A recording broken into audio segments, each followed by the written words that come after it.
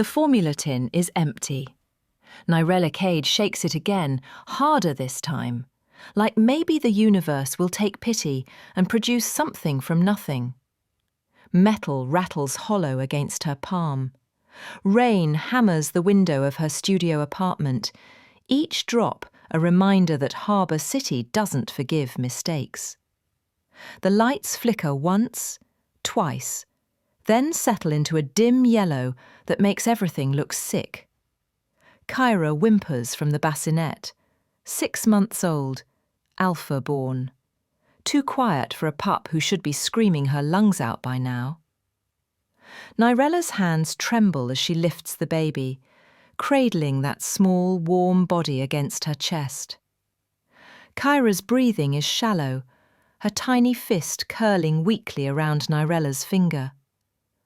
"I know, baby, I know." Her phone sits on the counter, battery at 11%. The screen glows with her bank balance, $14.37. Rent was due 3 days ago. The agency's supervisor promised her paycheck would clear yesterday. It didn't. Processing issues, they said. Always processing issues when Omegas needed money. Nyrella opens her messages, types fast before fear can stop her. "Please, I need money for baby formula. I'll work extra shifts, I'll do anything." She hasn't eaten properly since morning. Her thumb hovers over send. The apartment is cold enough that she can see her breath. Kyra's whimper turns into a weak cry that cracks something inside Nyrella's chest. "Hi viewers, kindly tell us where you're watching from and what time it is." She hits send. The message shoots into the void. Relief floods her for exactly 3 seconds before her brain catches up to what her eyes are seeing. The name at the top of the screen isn't her supervisor's. It's Kaela Draven. Alpha. Mafia queen. CEO of Draven Maritime Logistics. A woman whose name shuts down ports and starts wars. A woman Nyrella met exactly once during a custody transfer, standing behind bulletproof glass, never looking at her twice. The read receipt appears instantly. Nyrella's stomach drops through the floor. Her vision tunnels. The phone slips from her hand, clatters on the counter, screen still glowing with that terrible confirmation. Read. Seen. Witnessed. "No, no, no, no, no!" Kyra starts crying for real now, high and desperate. Nyrella's Omega instincts scream at her to run, to hide, to disappear before power notices she exists. But she can't run. Not with a pup. Not with $14. Not in this city. Her phone buzzes. She stares at it like it might explode. Another buzz. Another. The screen lights up with an incoming call. No caller ID, just a number she's never seen, but somehow knows in her bones is connected to that name. Nyrella doesn't answer. She can't. Her hands won't stop shaking. The call ends. Silence fills the apartment, except for rain and Kyra's crying and Nyrella's ragged breathing. Maybe it's over. Maybe Kaela Draven gets 100 desperate messages a day, and this one won't. Footsteps echo in the hallway outside. Heavy. Purposeful. Growing louder. Nyrella freezes. Her apartment is on the 4th floor of a building where the elevator hasn't worked in 6 months. Nobody comes up here unless they're looking for someone specific. The footsteps stop directly outside her door. Silence. Then a knock. Not frantic, not angry, controlled, precise. 3 measured strikes that somehow feel more terrifying than breaking glass. Nyrella Cade. The voice comes through the door, low and calm, and absolutely certain. Open the door.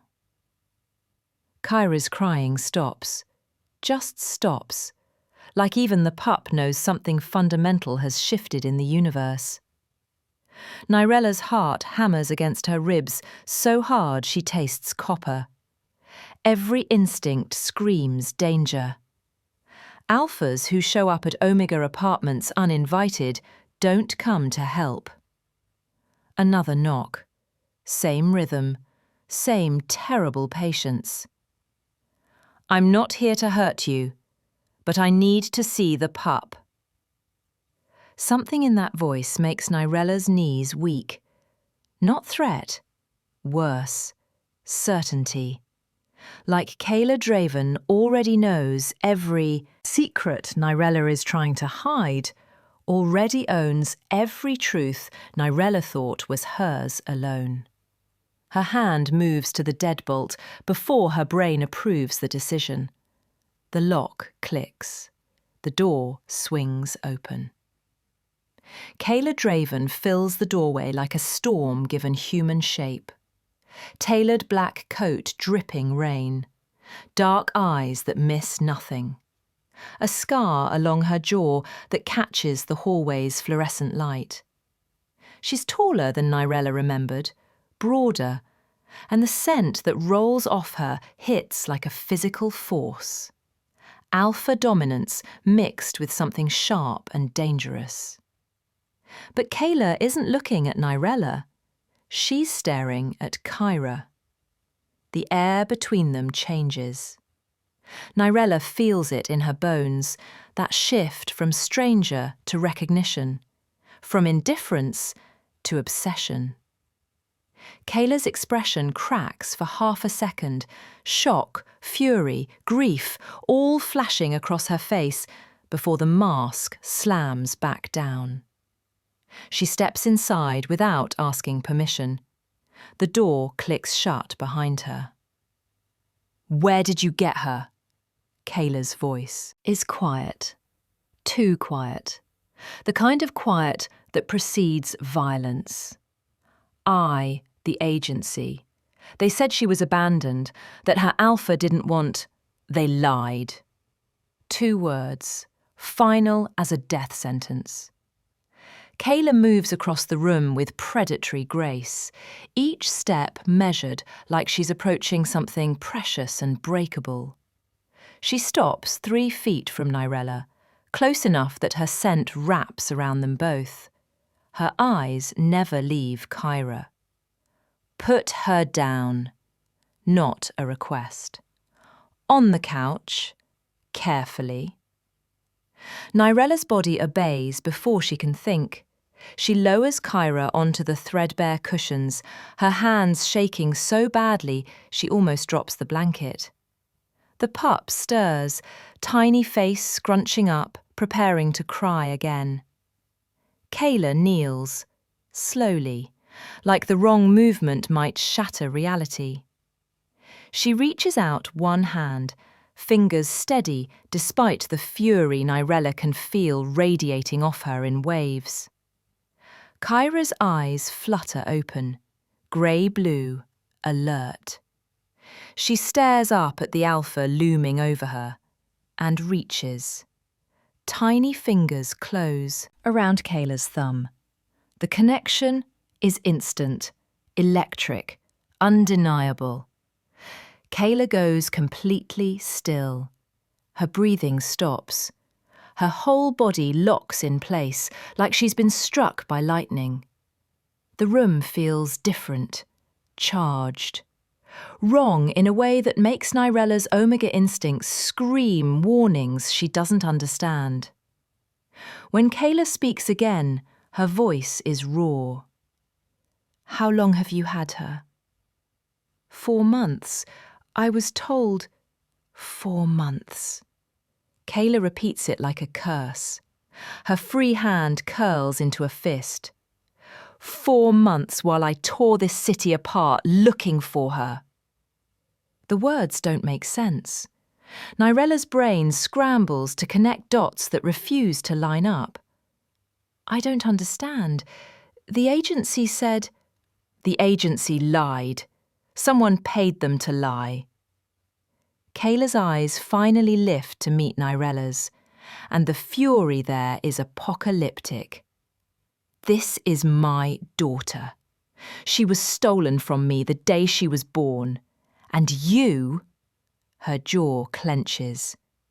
You've been caring for her this whole time without knowing what you were protecting. The floor tilts. Nyrella grabs the arm of the couch to keep from falling. Kyra coos, completely unbothered, still gripping Kaela's thumb like it's the most natural thing in the world. I didn't know. I swear I didn't. I believe you. Kaela stands, and the movement is so sudden, Nyrella flinches. Which is why you're still breathing. Outside, rain continues to fall.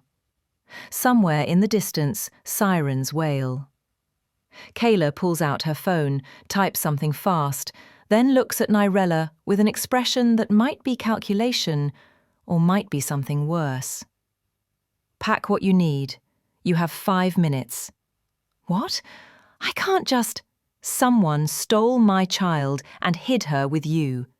That means you're either bait or collateral damage. Kaela's voice drops lower. Either way, staying here gets you killed. So pack. Now. Nyrella's mind races.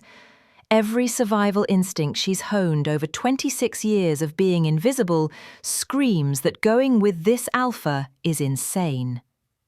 But staying means facing whoever put her in this situation.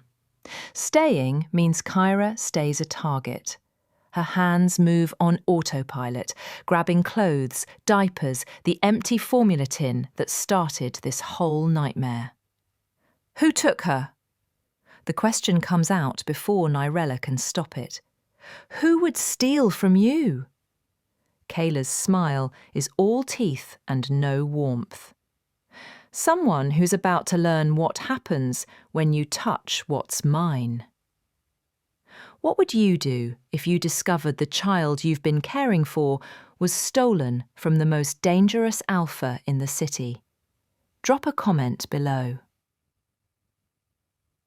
3 black SUVs are waiting outside when they emerge from the building. Nyrella clutches Kyra tighter, her bag slung over one shoulder, rain soaking through her jacket within seconds. The street is empty. Too empty for Harbour City at 9 p.m, even in this neighbourhood. Someone cleared it. Someone with enough power that people vanished without being asked twice. The middle SUV's door opens. A woman steps out, tall, built like a weapon, with scars crossing her knuckles and eyes that scan for threats the way normal people scan for parking. She takes one look at Kaela and nods. Perimeter's secure, boss. No movement since we arrived. Good. Kaela gestures to the vehicle. Nyrella, inside. It's not a request. Nothing about Kaela Draven is a request. Nyrella climbs into the back seat, her wet shoes squeaking against leather that probably costs more than 6 months of her rent. The interior smells like expensive cologne and gunpowder. Kaela slides in beside her. The door shuts with a solid thunk that sounds like a cell locking. The scarred woman takes the front passenger seat. The driver pulls away from the curb without a word, and the other 2 SUVs fall into formation, one ahead, one behind. Escort, protection, prison.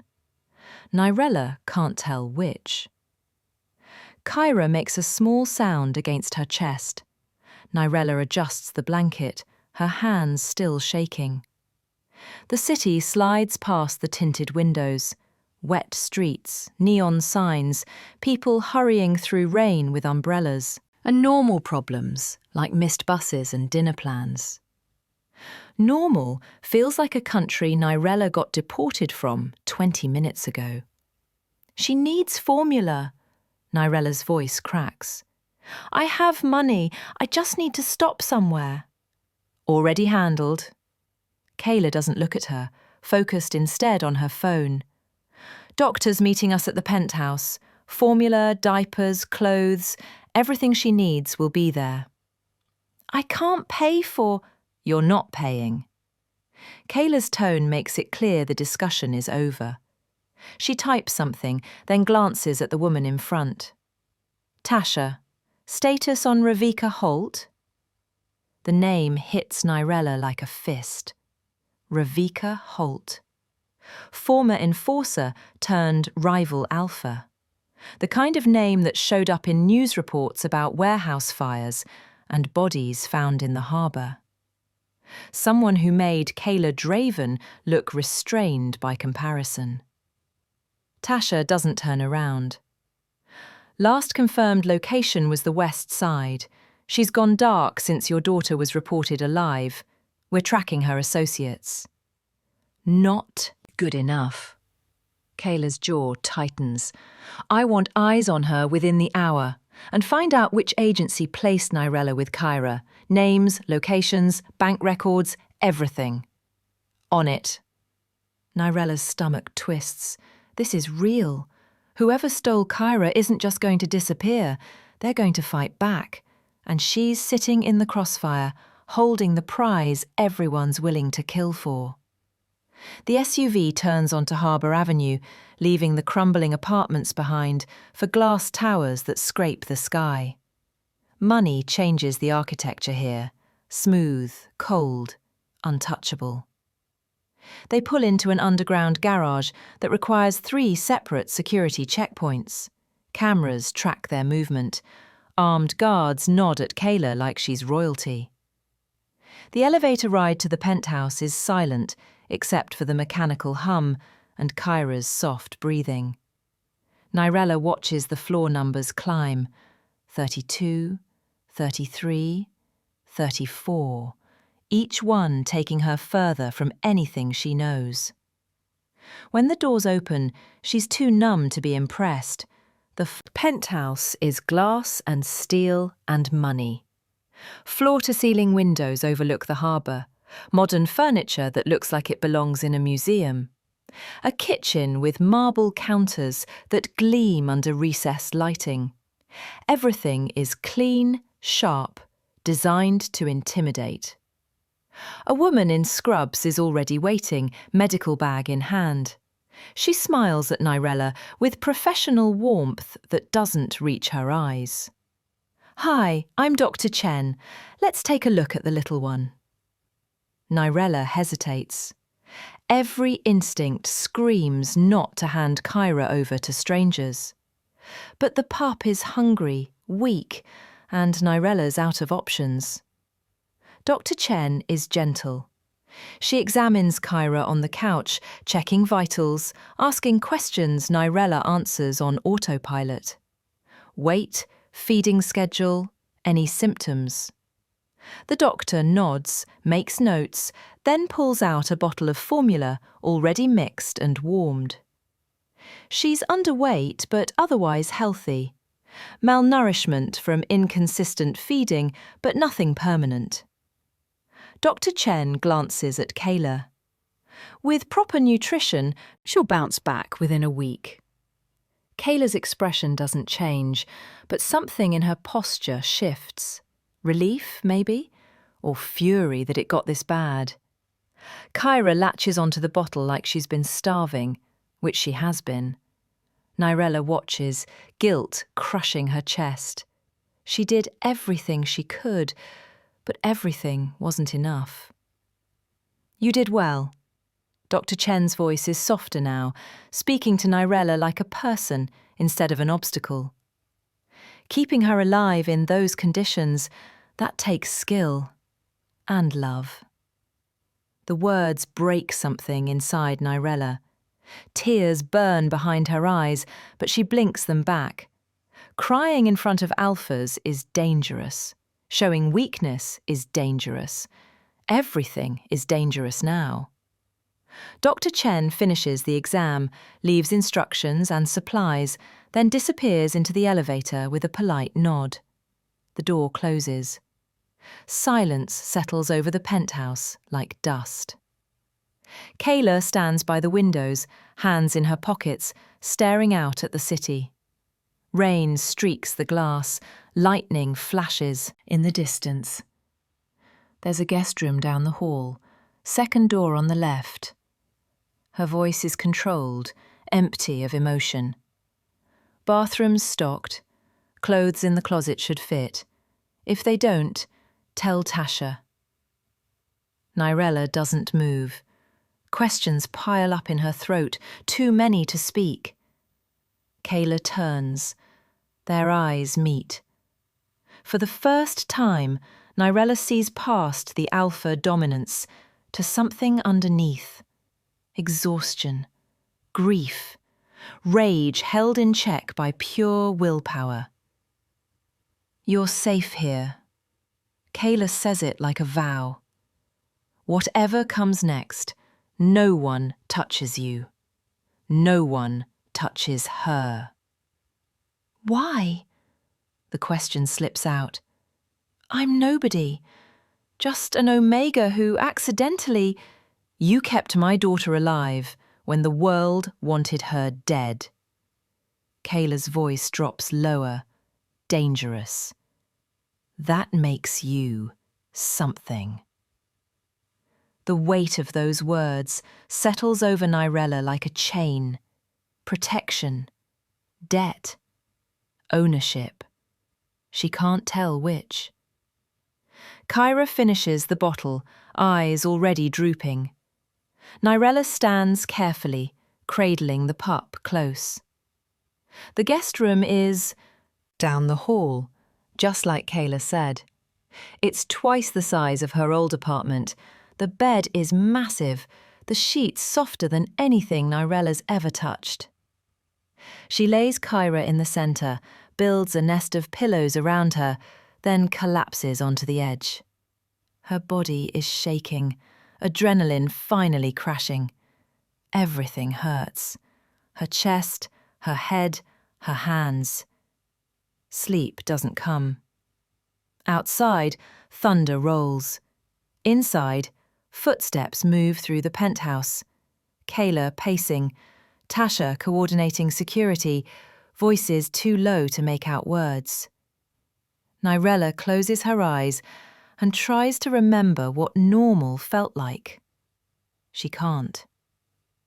Somewhere across the city, in a warehouse that smells like oil and old blood, Ravika Holt stares at her phone. The message is short. 3 words that change everything. The pup's alive. Her hand tightens around the device until the screen cracks. Someone is going to pay for this mistake. Someone is going to bleed. She makes a call. The voice on the other end answers immediately.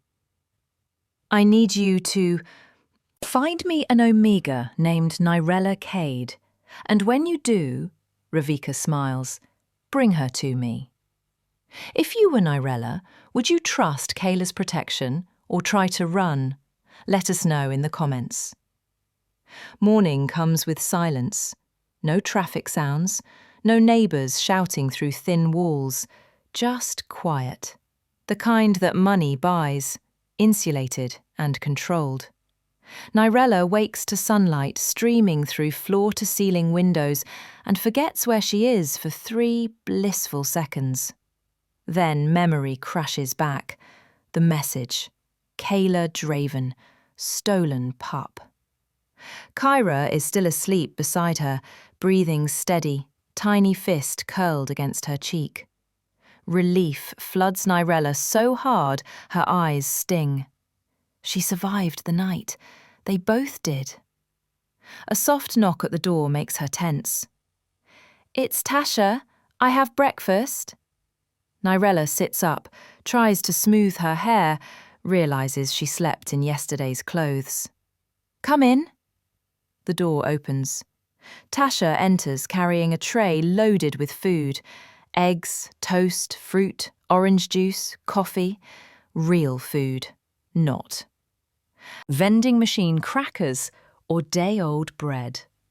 The smell makes Nyrella's stomach growl. "Boss said you'd be hungry." Tasha sets the tray on the nightstand with surprising gentleness for someone who looks like she breaks bones for a living. "Doc Chen's coming back in an hour to check on the pup. You need anything else?" Nyrella shakes her head. Words feel impossible. Tasha nods and leaves without pushing for conversation. The eggs are still warm. Nyrella eats mechanically, tasting nothing, her mind spinning through everything that doesn't make sense. Why would someone steal Kaela Draven's daughter? Why hide her with a random Omega nurse? Why now, after 6 months, does the truth surface? Kyra wakes with a small cry. Nyrella changes her, feeds her from the fresh bottles stocked in a mini-fridge she didn't notice last night. The pup eats better this morning, colour returning to her cheeks. "You're okay, baby. We're okay." She almost believes it. An hour later, Dr. Chen arrives as promised. The exam is quick, thorough. Kyra's gaining weight already, responding well. The doctor smiles, packs up her equipment, then pauses at the door. "Miss Draven asked me to let you know she's in her office. 3rd door past the kitchen." A beat. "She'd like to speak with you when you're ready." Nyrella's pulse spikes. Nothing about that sentence sounds optional. She nods, waits until the doctor leaves, then steels herself. Kyra goes into the bassinet Tasha apparently acquired overnight. The hallway stretches longer than it should, each step toward Kyla's office feeling like walking toward a cliff edge. The door is open. Kyla sits behind a sleek desk, laptop in front of her, phone pressed to her ear. She looks different in daylight, sharper, more dangerous, exhaustion carved into the lines around her eyes. "I don't care if he's protected. Find leverage and use it." She ends the call without goodbye, sets the phone down, then looks up. "Nyrella, sit." There's a chair across from the desk.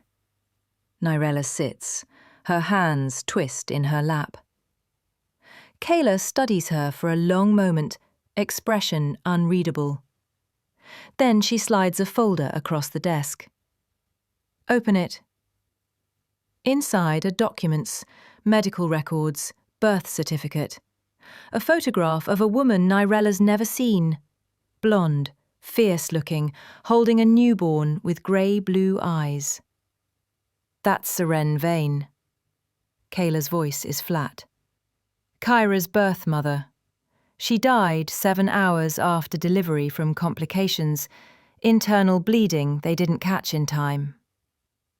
Nyrella's chest tightens. "I'm sorry." "Don't be. We weren't bonded. It was a contract arrangement.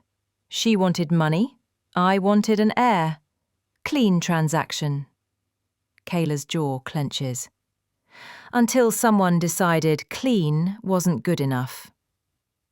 She pulls out another photograph. This one shows a different Alpha, tall, dark-skinned, with eyes like knives. Ravika Holt. "She was my enforcer, my right hand for 8 years. When Seren went into labour, Ravika was supposed to secure the hospital wing.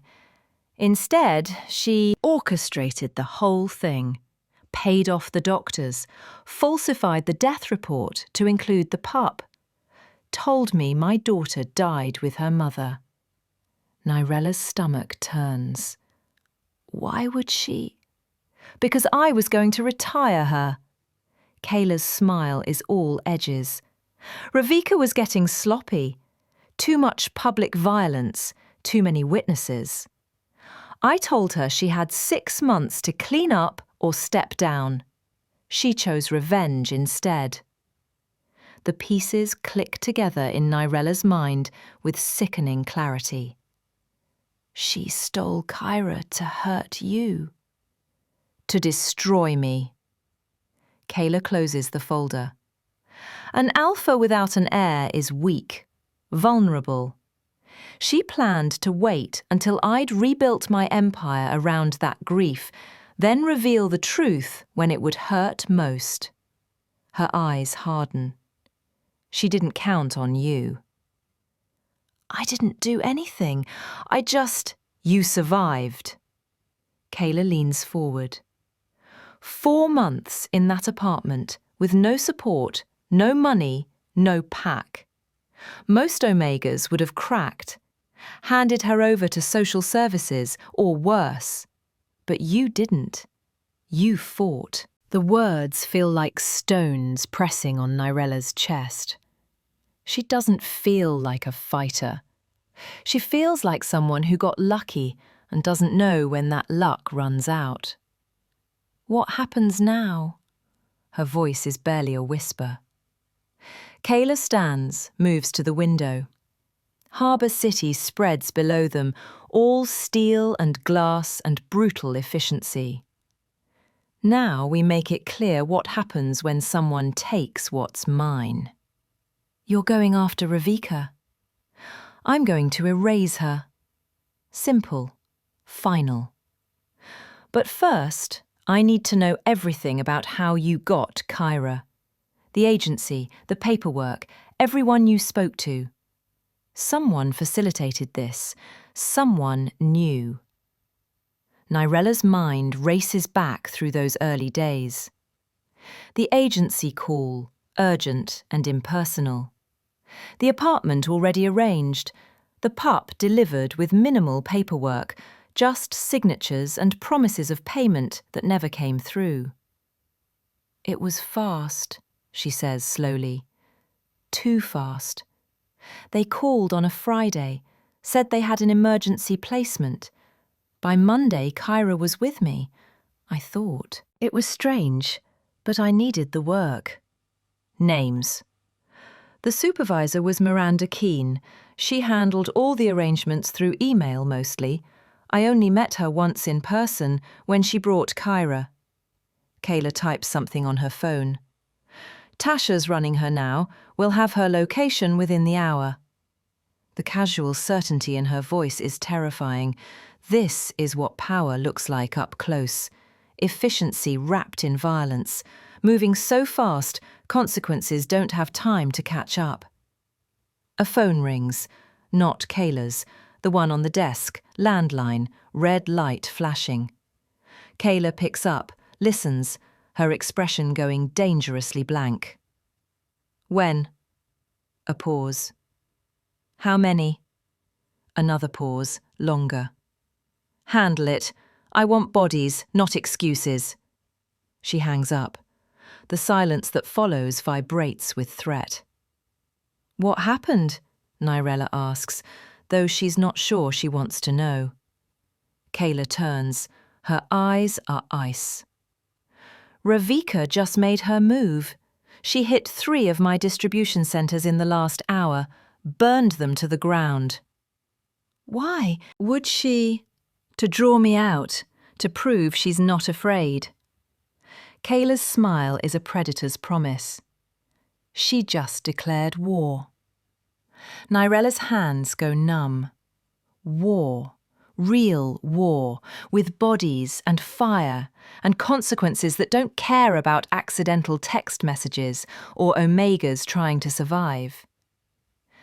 I should leave. The words tumble out. I should take Kyra and disappear before this gets... No. One word. Absolute. Kaela crosses the space between them in 3 strides, stopping close enough that Nyrella has to tilt her head back to meet her eyes. You leave.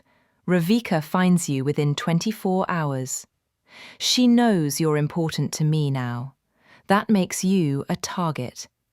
The only safe place for you and Kyra is here, with me.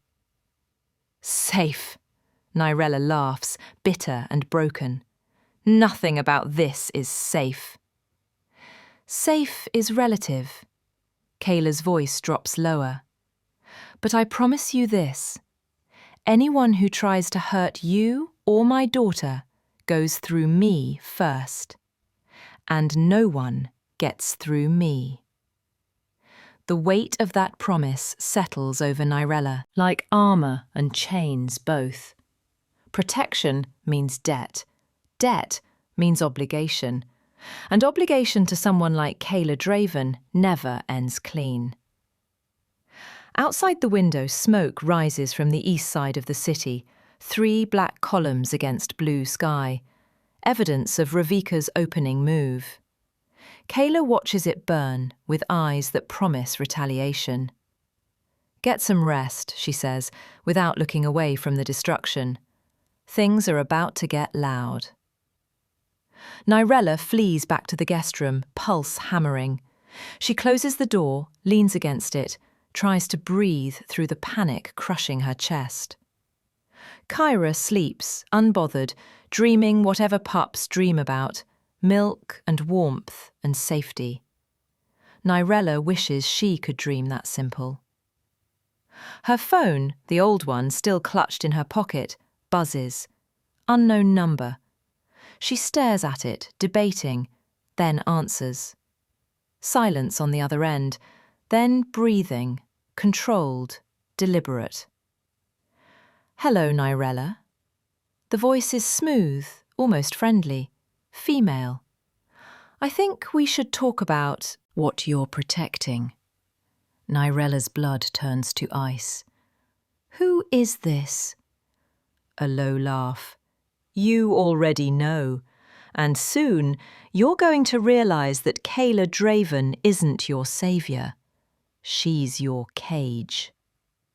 The line goes dead. Would you answer that call again, or block the number? Drop your thoughts below. Nyrella stares at the phone in her shaking hand. The screen is black, silent, like the call never happened. But it did.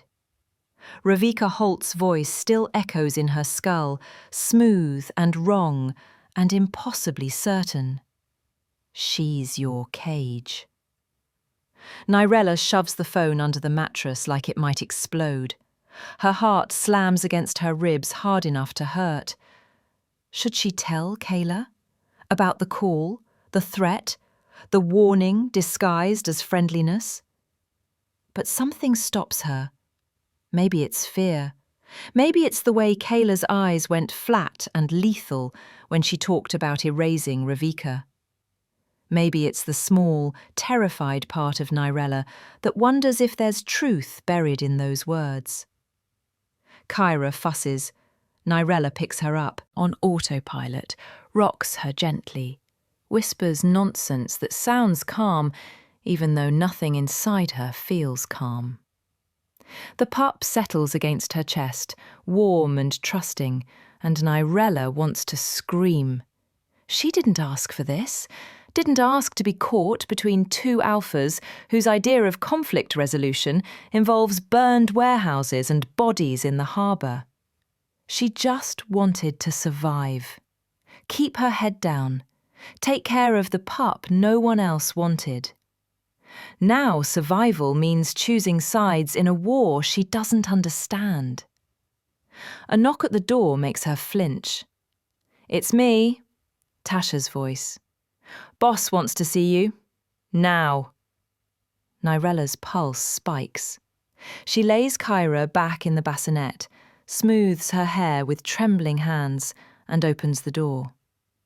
Tasha's expression is unreadable. She's in the south wing. I'll watch the pup. It's not a request. Nothing here is ever a request. The south wing is different from the rest of the penthouse. Darker, no windows, just reinforced walls, security cameras, and a door that requires both fingerprint and retinal scan to open. Tasha leads her through, then steps aside. Inside, Kaela stands in front of a wall of monitors showing live feeds from across the city. Warehouses, docks, streets. Faces Nyrella doesn't recognise, moving through spaces that look dangerous even through screens. And on the centre monitor, tied to a chair in what looks like a basement, is a woman. Nyrella Cade, the agency supervisor. Nyrella's stomach drops. Miranda's face is bruised, split lip, blood crusted under her nose. Her eyes are wide with terror, darting around the room like a trapped animal looking for escape that doesn't exist. "That's her!" Nyrella's voice comes out hoarse. "That's the woman who brought me Kyra." "I know." Kaela doesn't look away from the screen. "We picked her up 2 hours ago. She's been very cooperative." On the monitor, a man enters the frame, tall, built like violence, holding something Nyrella can't quite see. Miranda starts crying. "You're torturing her!" Words taste like ashes. "I'm getting answers." Kaela's tone is clinical, empty. She knew. The whole time, she knew Kyra was stolen. Ravika paid her $80,000 to place the pup with you specifically. Nyrella's world tilts. With me? Why me? That's what I'm about to find out.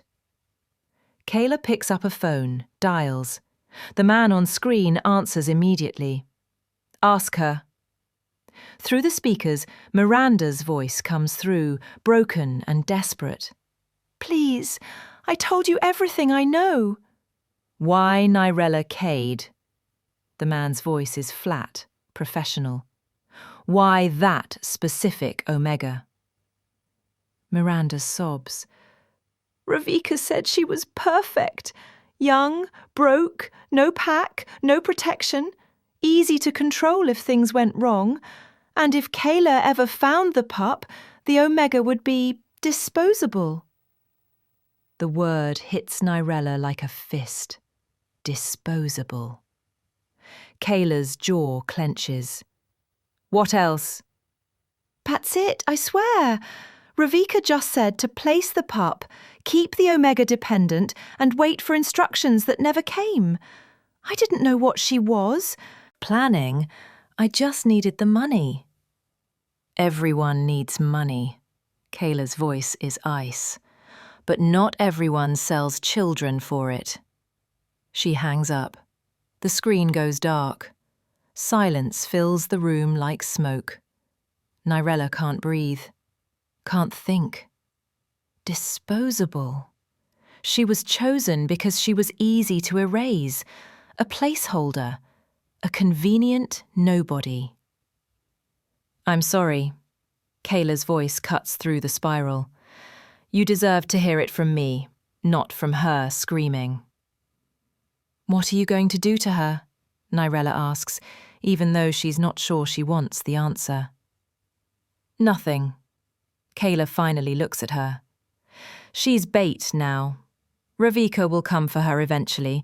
Can't leave loose ends. When she does, we'll be ready." The casual ruthlessness is staggering. Miranda is just another piece on a board Nyrella can't even see the edges of.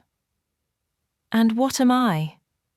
The question breaks free before Nyrella can stop it. Another piece. Another tool. Kaela moves closer. Not threatening, just present, filling space with alpha certainty.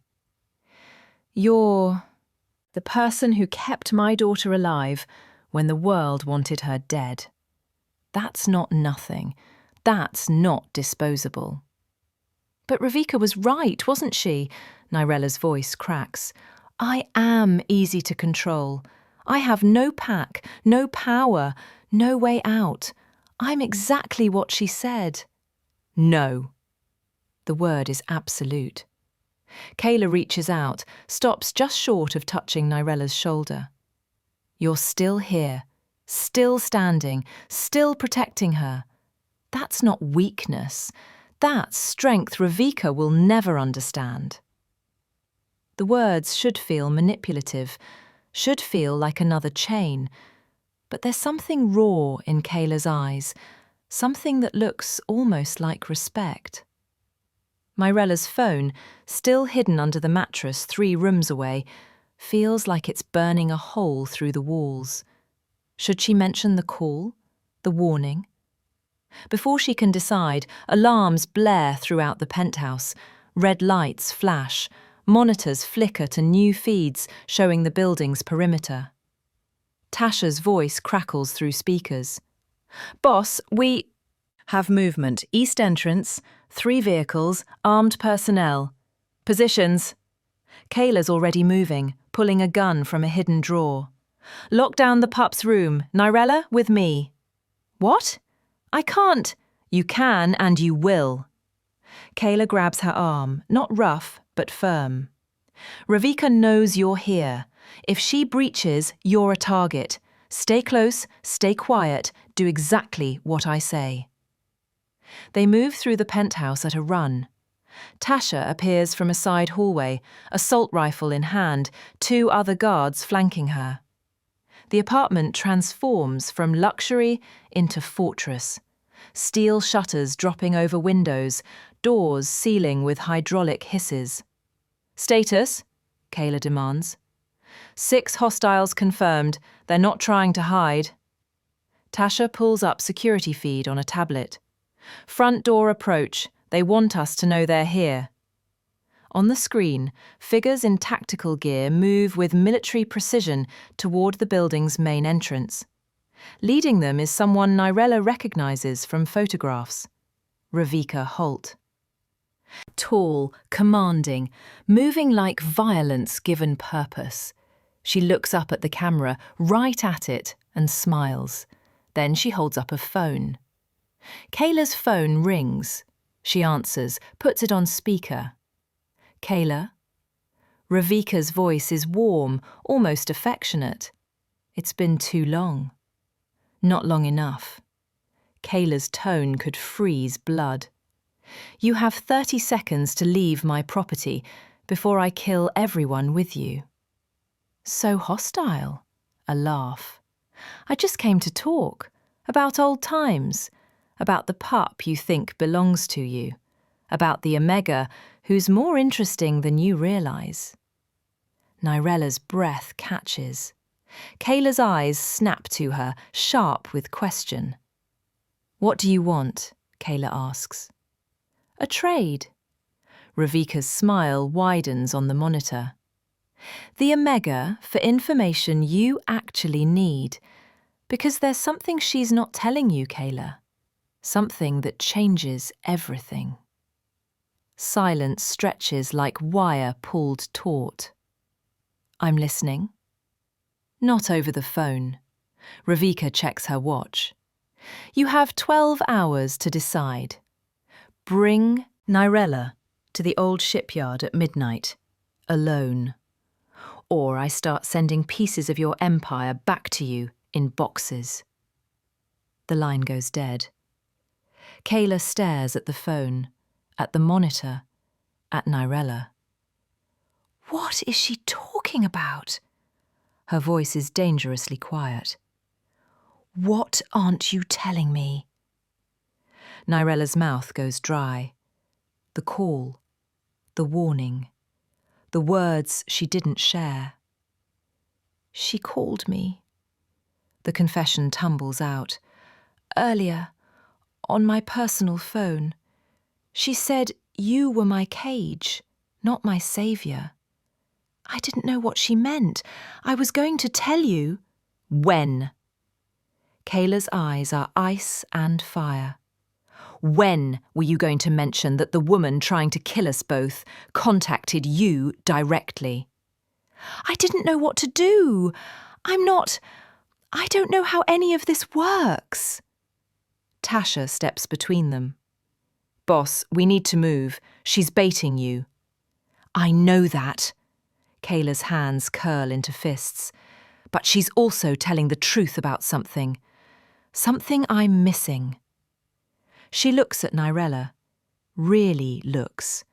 Like she's seeing her for the first time. What did Ravika mean? What changes everything? Nyrella shakes her head. I don't know. I swear, I don't know.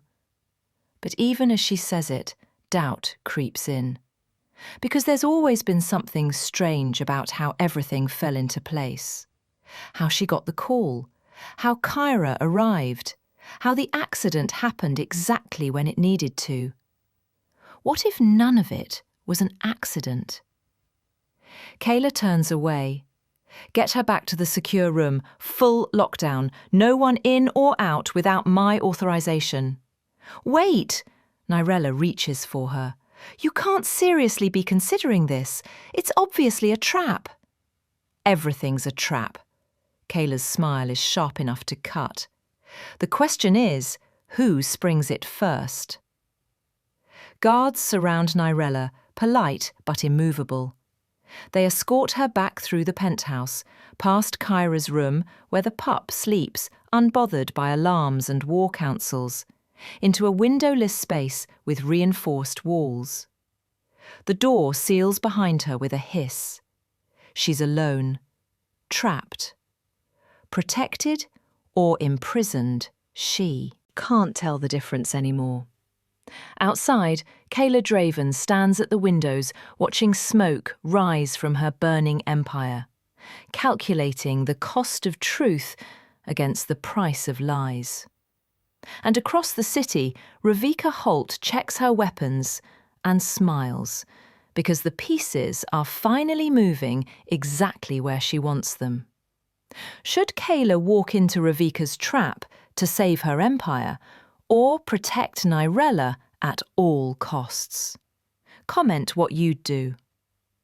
The secure room has no windows, no clock, no way to measure time except by the slow crawl of panic in Nyrella's chest. She sits on the edge of a bed that's too soft, staring at walls that are too close, listening to nothing. The silence here is absolute, soundproofed, insulated. The kind of quiet that makes you hear your own heartbeat like drums announcing execution. Kyra is 3 rooms away. Nyrella checked before they locked her in, saw Tasha stationed outside the nursery with 2 guards, weapons visible, faces blank with professional menace. The pup is safe, protected, but Nyrella feels like she's suffocating. Hours pass, maybe 2, maybe 10, she can't tell. No one comes, no food, no water, no explanations, just silence and the weight of words she can't take back. I didn't know what to do. The truth sounds pathetic even in her own head. She should have told Kaela about Ravika's call immediately, should have been honest instead of scared. But fear makes you stupid, makes you freeze when you should run, hide when you should fight. Fear kept her alive for 26 years. Now it might get her killed. The door hisses open. Nyrella jumps to her feet. Kaela stands in the doorway, still wearing the same clothes from earlier, exhaustion carved into every line of her face. She looks older somehow, harder. We need to talk. Not a question. Never a question. Nyrella nods because what else can she do? Kaela steps inside. The door closes behind her, but she doesn't move closer, just stands there, arms crossed, studying Nyrella like a puzzle she can't solve. Ravika's right about one thing, Kaela says finally. There's something I'm missing, something that connects you to all this, beyond bad luck and worse timing. I told you everything I know. Did you? Kaela's eyes narrow. Because I've spent the last 3 hours digging into your background, your records, your history. And you know what I found? Nyrella's pulse spikes. What? Gaps. Kaela pulls out her phone, swipes through screens. You appeared in Harbour City 5 years ago. No previous address, no employment history before the nursing certification, no family records, no school transcripts that match your stated education. It's like you didn't exist before you showed up here. The accusation hangs in the air like smoke.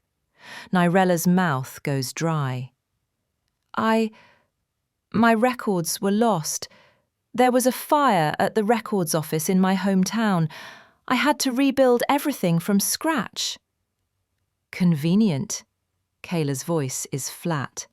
Too convenient. So I dug deeper, called in favours, accessed. Databases most people don't know exist. And you know what I found then? Nothing, Nyrella whispers, because there's nothing to find. Exactly. Kaela moves closer now, each step deliberate. Nothing. Not even the fire you mentioned. No records office burned down in any city you claimed to come from, which means either you're lying or someone very powerful erased your past. The walls feel like they're closing in. Nyrella backs up until her legs hit the bed.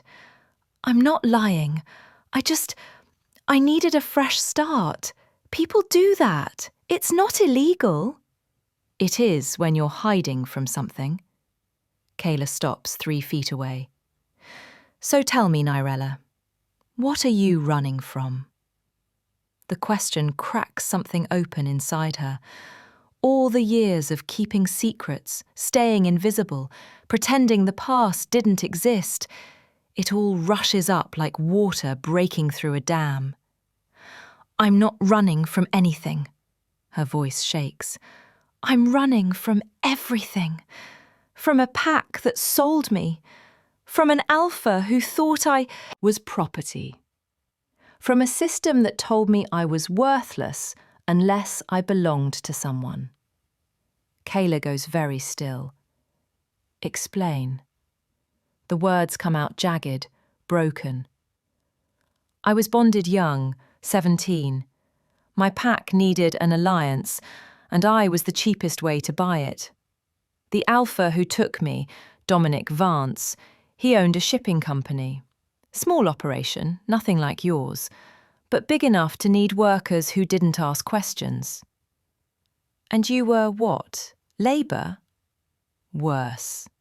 Nyrella's hands twist together. I was collateral, proof of loyalty, something he could dangle in front of competitors to show how dedicated my pack was to his success. He didn't care about me, didn't want me, just needed me to exist as evidence. Kaela's expression doesn't change, but something shifts in her eyes. How did you get out? The company went under. Debts he couldn't pay, enemies who stopped being afraid. During the chaos, I just left. Changed my name, changed my life. Came to Harbour City because it's big enough to disappear in. And your pack? Dissolved. Last I heard, they scattered after Vance's operation collapsed. I don't know if anyone's looking for me. Don't know if anyone cares enough to look. Silence fills the space between them. Outside the room, footsteps echo down the hallway. Voices murmur through reinforced walls. Life continues, while Nyrella's falls apart. Why didn't you tell me this before? Kaela asks quietly. Because it doesn't matter. Nyrella's laugh is bitter. What difference does my past make? I'm still nobody, still disposable, still exactly what Ravika said. That's where you're wrong. Kaela pulls out her phone again, shows Nyrella a photograph. It's old, edges worn like it's been handled too many times. The woman in it is familiar, blonde, fierce, holding a newborn. Seren Vane, Kyra's birth mother. But standing next to her is someone else. an omega with dark eyes and a protective hand on Seren's shoulder. The face is older than Nyrella remembers, but unmistakable. Her mother. Nyrella's legs give out. She sits hard on the bed, staring at the photo like it might disappear if she blinks. How did you... This was taken 6 months before Kyra was born. Kaela's voice is careful now, controlled. Your mother, Nyrella Cade, was Seren's doula. They were friends, close friends, and 3 weeks before Seren went into labour, Lena died. The words hit like bullets. Died how? Car accident. Single vehicle collision, ruled driver error. But the timing... Kaela shakes her head. Too convenient, too clean. Nyrella can't breathe, can't think. Her mother died 5 years ago, the same week Nyrella fled her bonded alpha. The same week she disappeared into Harbour City and started over. Ravika knew. The realization crashes over Nyrella like cold water. She knew my mother, knew the connection. That's why she placed Kyra with me, not because I was disposable, but because you were the perfect cover. Kaela finishes the thought. No one would suspect that the daughter of Seren's doula ended up with the stolen pup by accident. It looks random, insignificant, but it's not. Then what is it? Kaela sits down beside her, close enough that their shoulders almost touch. I think your mother knew something. Something about Seren's pregnancy, or the birth, or what happened after. And I think Ravika killed her for it. The room spins. Nyrella grips the bed to keep from falling. But why keep me alive? Why not just... Because you're insurance. Kaela's voice hardens.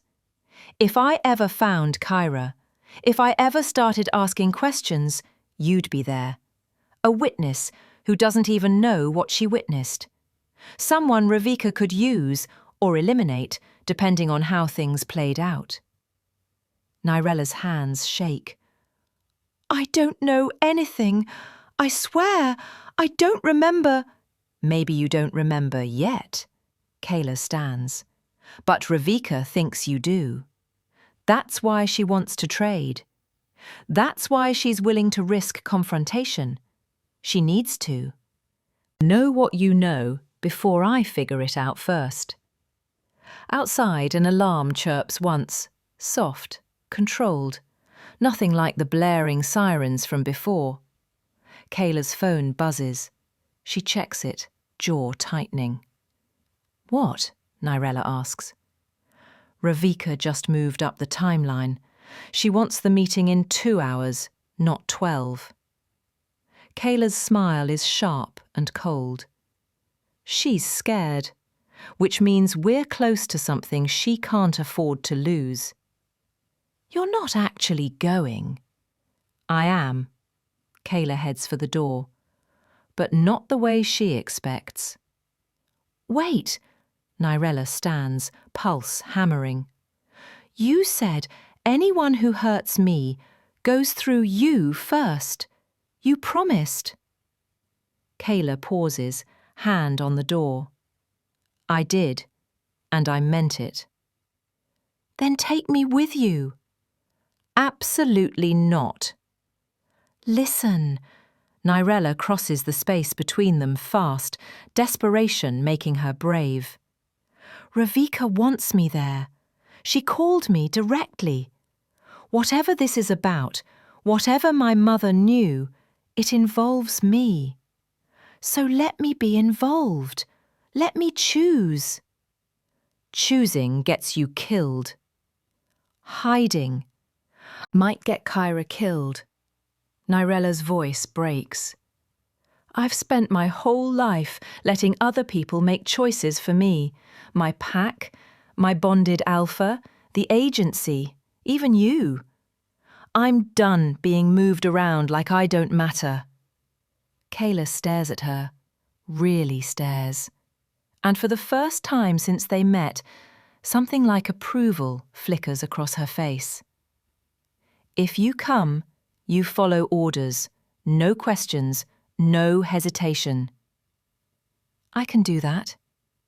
And if things go wrong, Kaela's voice drops lower. If it comes down to you or Kyra, I choose her, every time. You understand that? Nyrella nods. I'd expect nothing less. Good. Kaela opens the door. Then let's go teach Ravika what happens when she underestimates Omegas. They move through the penthouse together. Tasha falls in step beside them, armed and ready. 2 more guards join the formation. Outside the windows, Harbour City glitters in the dying light, all sharp edges and false promises. In the nursery, Kyra sleeps, unaware that her fate is about to be decided in a shipyard at midnight by people who deal in violence and call it protection. Nyrella takes one last look at the pup, then follows Kaela into the elevator. The doors close. And somewhere across the city, Ravika Holt checks her watch and smiles. Because finally, after 6 months of planning, all the pieces are exactly where she needs them. Would you walk into a trap to uncover the truth about your past, or stay hidden and protect the future? Let us know below. The grocery store fluorescents buzz like dying insects. Nyrella pushes the cart down aisle 3, formula and diapers already stacked inside, trying to look normal. Trying to be invisible again, the way she was before Kaela Draven turned her life into a war zone. But invisibility doesn't work anymore. Not when 3 women near the cereal display keep staring. Not when phones come out, angled just right to capture her face. She recognizes the shift, the weight of attention that turns predatory. One of the women steps closer. Designer purse, manicured nails, smile that doesn't reach her eyes. Excuse me, are you Nyrella Cade? Every instinct screams run. But Nyrella's learned to freeze instead. Freezing looks less guilty. I don't know what you're talking about. Sure you do. The woman holds up her phone. The screen shows a photo. Nyrella leaving Kaela's building yesterday, face clear as daylight. Below it, a caption that makes her stomach drop. Gold-digging Omega traps Alpha CEO with stolen baby.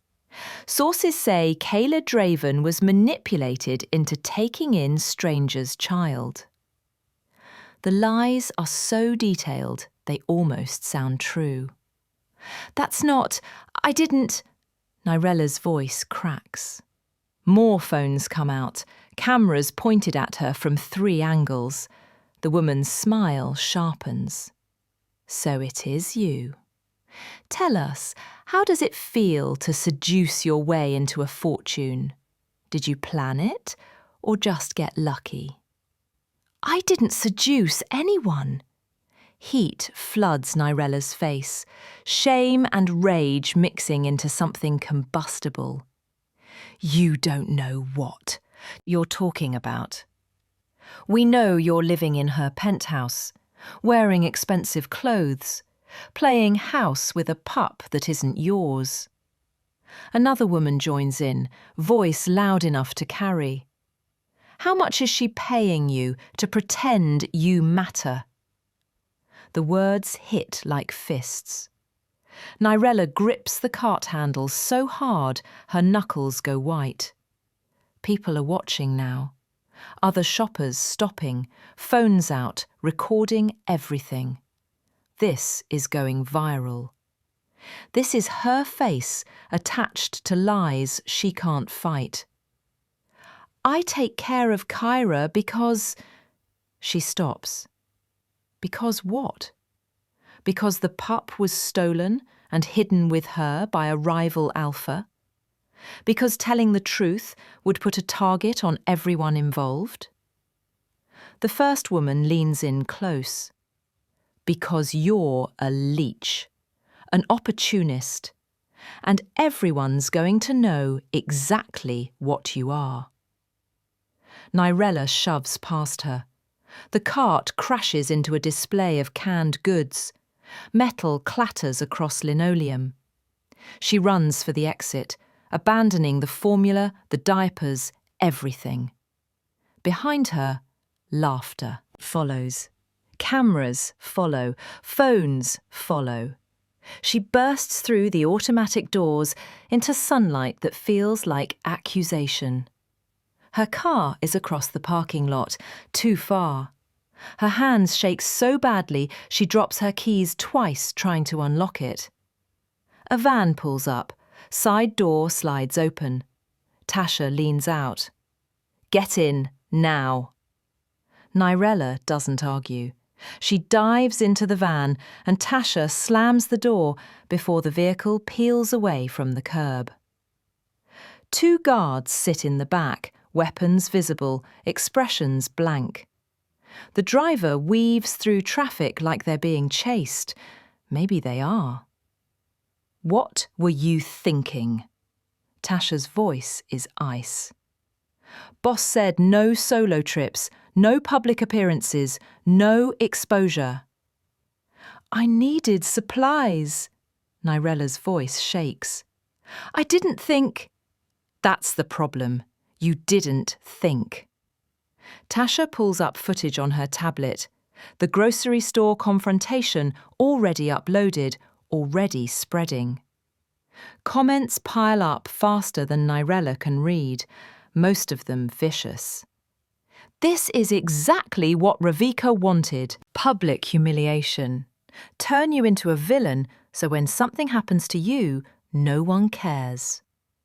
Nyrella watches herself on screen, watches the fear and shame play across her face in high definition. How did they even know I'd be there? They didn't. Ravika has people watching every store, every pharmacy, every place you might need to go, waiting for you to slip up. Tasha shuts off the tablet. Congratulations, you just gave them everything they needed. The van turns sharply. Nyrella grabs the seat to keep from sliding. Outside, Harbour City blurs past, buildings and traffic and people living normal lives that don't include death threats and smear campaigns. Her phone buzzes. Unknown number. Against every shred of common sense, she answers. Did you enjoy your shopping trip? Ravika's voice is silk over razors. I have to admit, I didn't expect you to make it this easy. What do you want? Nyrella keeps her voice low. Tasha's eyes snap to her, sharp with warning. I want you to understand something. Ravika's tone shifts, almost gentle. Kaela Draven doesn't protect people. She uses them. And when you stop being useful, she'll throw you away, just like everyone else in her life. You don't know her. I know her better than you ever will. A pause. I was her right hand for 8 years. I saw what she does to people who trust her, to people who think they matter. Nyrella's throat tightens. Then why did you steal from her? Because she stole from me first. Real emotion bleeds through now. Rage, hurt, betrayal. But that's a conversation for later. Right now, you need to focus on staying alive, because the next distraction won't be cameras and insults. The line goes dead. Nyrella lowers the phone with shaking hands.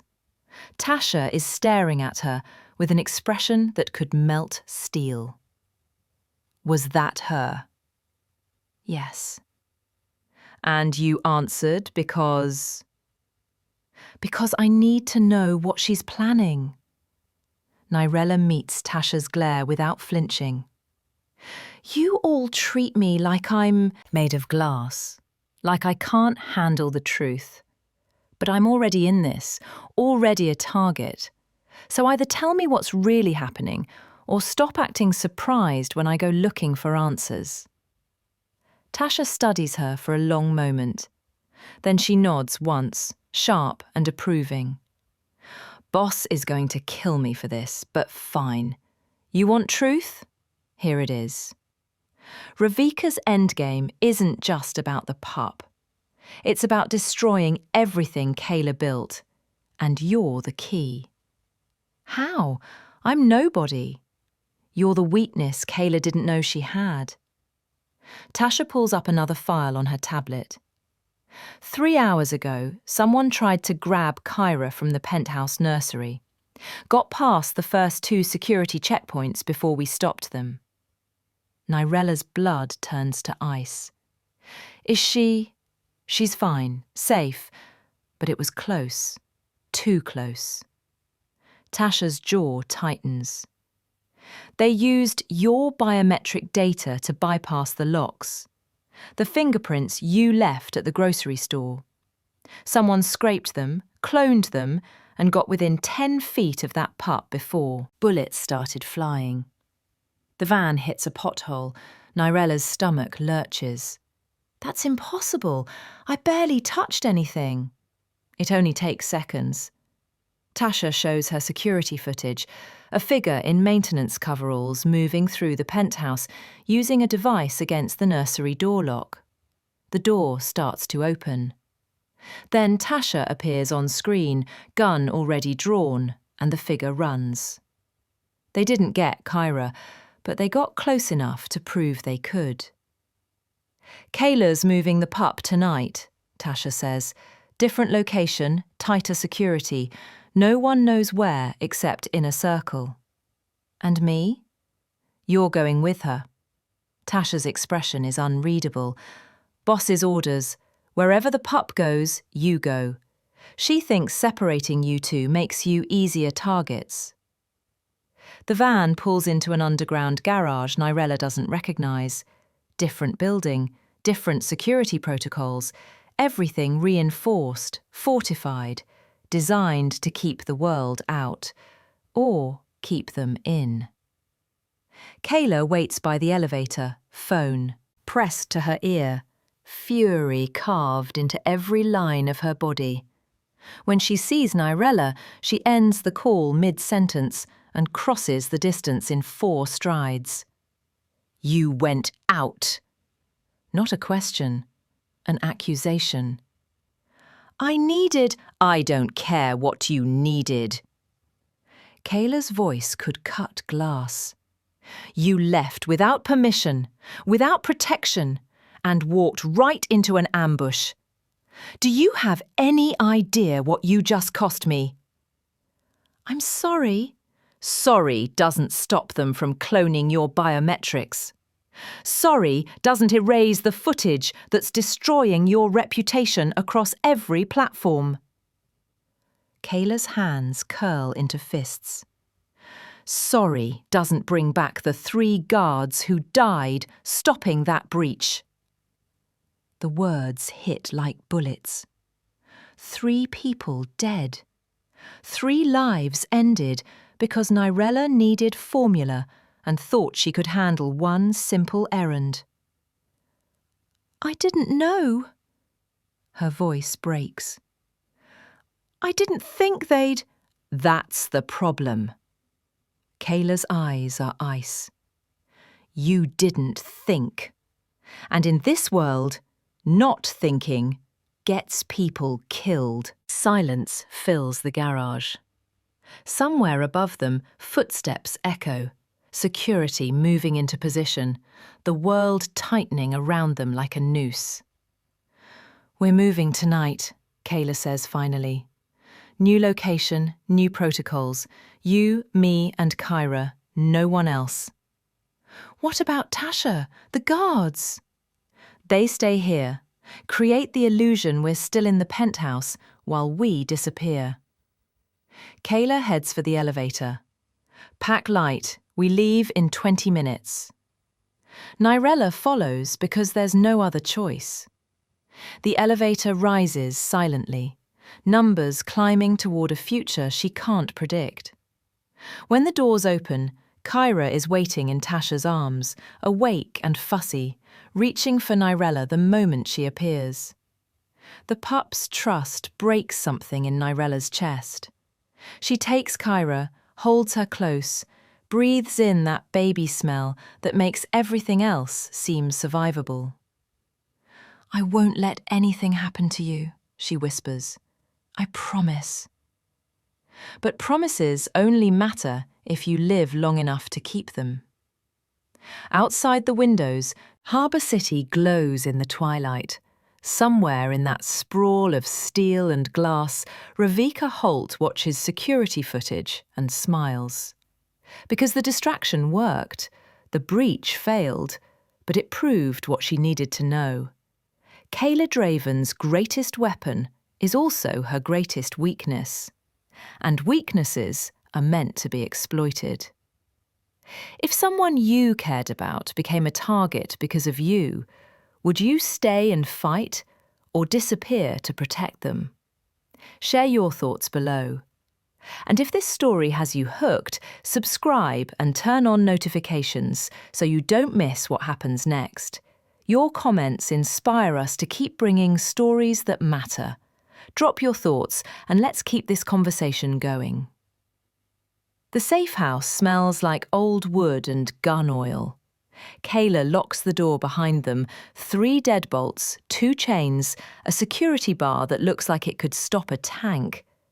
The place is small, isolated, tucked into the industrial district where buildings lean against each other like drunks sharing secrets. No neighbours, no witnesses, just concrete and rust and the distant sound of cargo ships groaning in the harbour. Nyrella lays Kyra on a makeshift bed in the corner, blankets piled soft, pillows arranged in a protective nest. The pup is already asleep, exhausted from the chaos of relocation. Her tiny chest rises and falls with perfect trust. There's food in the kitchen, water in the fridge. Don't use the windows. Kaela moves through the space, checking locks, testing sightlines, every movement precise and lethal. If something goes wrong, there's a panic room behind the bookshelf. Code is your birthday. You get inside, you seal it, you don't come out until I tell you. Where will you be? Nyrella asks. Ending this. 2 words, final as a death sentence. Kaela pulls out her phone, makes a call. Someone answers immediately. Status on Ravika's location? The voice on the other end is muffled, but Nyrella catches fragments. West Side Warehouse, confirmed movement. Armed guard count higher than expected. I don't care if she's got an army. Kayla's smile is sharp and cold. By morning, she's either dead or wishing she was. She hangs up. Silence fills the safe house like smoke. You're going after her tonight. Nyrella's stomach drops. Alone. Not alone. I have people positioned. Snipers on the rooftops. Breach team ready to move on my signal. Kaela checks her gun. Smooth.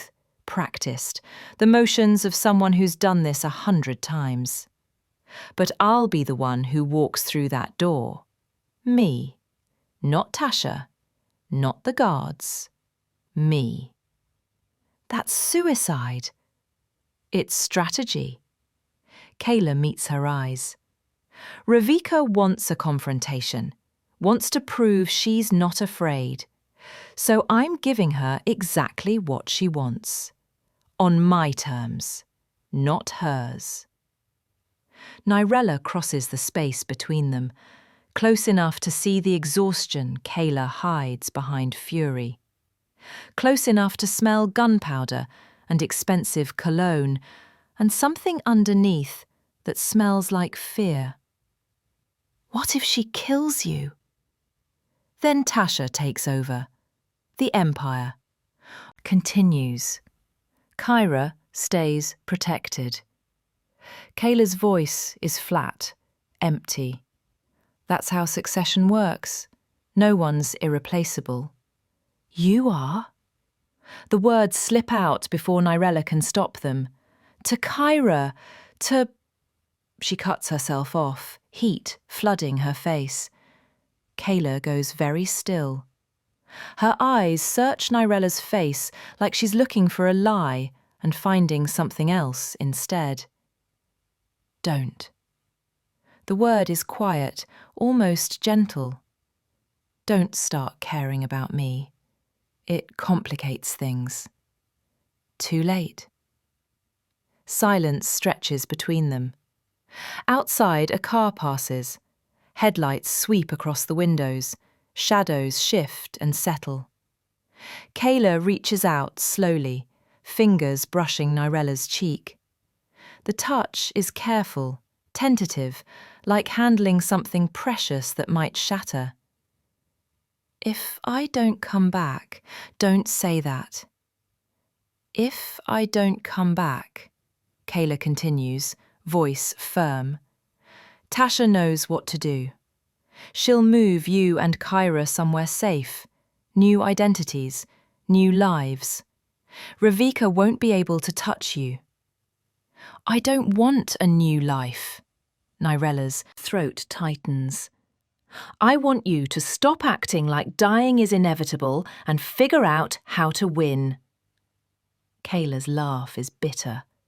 Winning costs blood, usually mine. Then let it cost someone else's for once.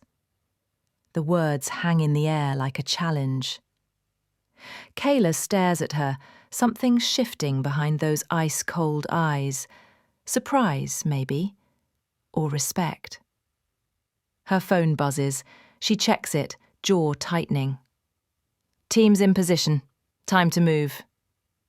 She heads for the door. Nyrella grabs her arm without thinking, fingers closing around leather and muscle and stubborn alpha determination. Please, don't die proving a point. Kaela looks down at Nyrella's hand, at the connection between them that shouldn't exist, but does anyway. Then she covers Nyrella's fingers with her own, just for a moment. I'll try. She leaves. The door clicks shut. 3 deadbolts slide home. Nyrella stands in the centre of the safe house, listening to the sound of Kaela's footsteps fading into nothing. Then she's alone. Just her and Kyra, and the weight of waiting for violence to decide their future. Hours pass. Nyrella doesn't sleep, can't sleep. She sits by the window, not looking out, Kaela's orders, but close enough to hear the city. Cars, sirens, the low rumble of trains carrying freight toward the docks. Her phone is silent. No calls, no texts. Just the glowing screen counting minutes that feel like years. At 3 a.m, gunfire erupts somewhere to the west. Sharp cracks that echo off concrete and steel. Too many shots to count. Then silence. Then more shots. Then nothing.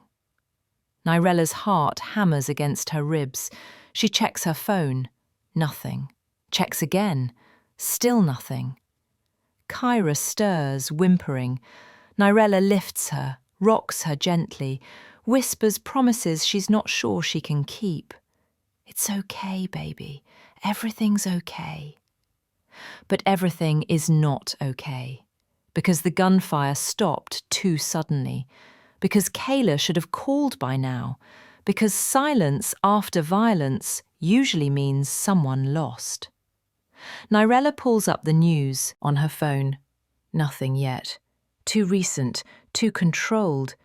This is the kind of war that happens in shadows, cleaned up before morning commuters notice the bloodstains. Her phone buzzes. Unknown number. She answers. Hello?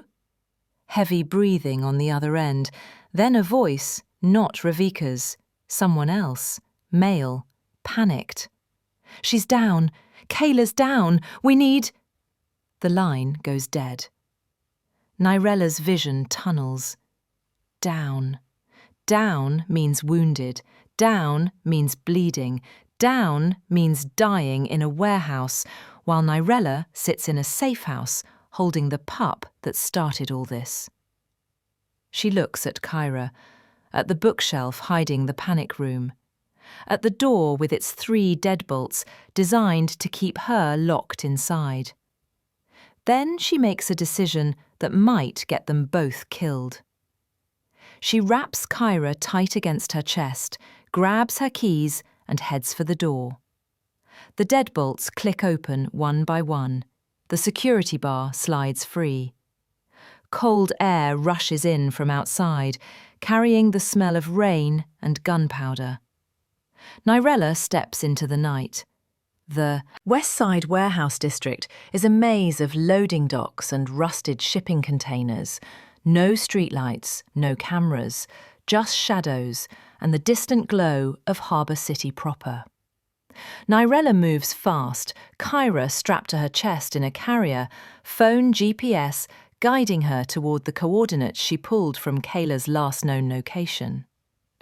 Every instinct screams this is insane, that she should turn back, seal herself in the panic room, wait for Tasha to handle it. But Kaela came for her when she was nobody. Showed up at a falling apart apartment because of an accidental text. Protected her when protection should have been impossible. Now it's Nyrella's turn. She rounds a corner and freezes. The warehouse ahead is lit up like daylight. Floodlights, emergency vehicles, people moving with military precision. Not cops, private security. Kaela's people. And in the centre of it all, surrounded by guards, is a stretcher. Nyrella runs. Guards try to stop her. She shoves past them, screaming Kaela's name, vision blurred with tears and panic. Tasha appears, grabbing her arms, holding her back. "Let me see her! Let me—" "She's alive." Tasha's voice cuts through the chaos. "Barely, but alive." The stretcher passes close enough for Nyrella to see. Kaela's eyes are closed. Blood soaks through tactical gear. Her breathing is shallow, ragged, wrong, but alive. The medics load her into an ambulance. Tasha pulls Nyrella toward a second vehicle. "You shouldn't be here. You should be in the safe house." "I'm not leaving her." "You don't have a choice." "I'm making one." Tasha stares at her. Then something like approval flickers across her face.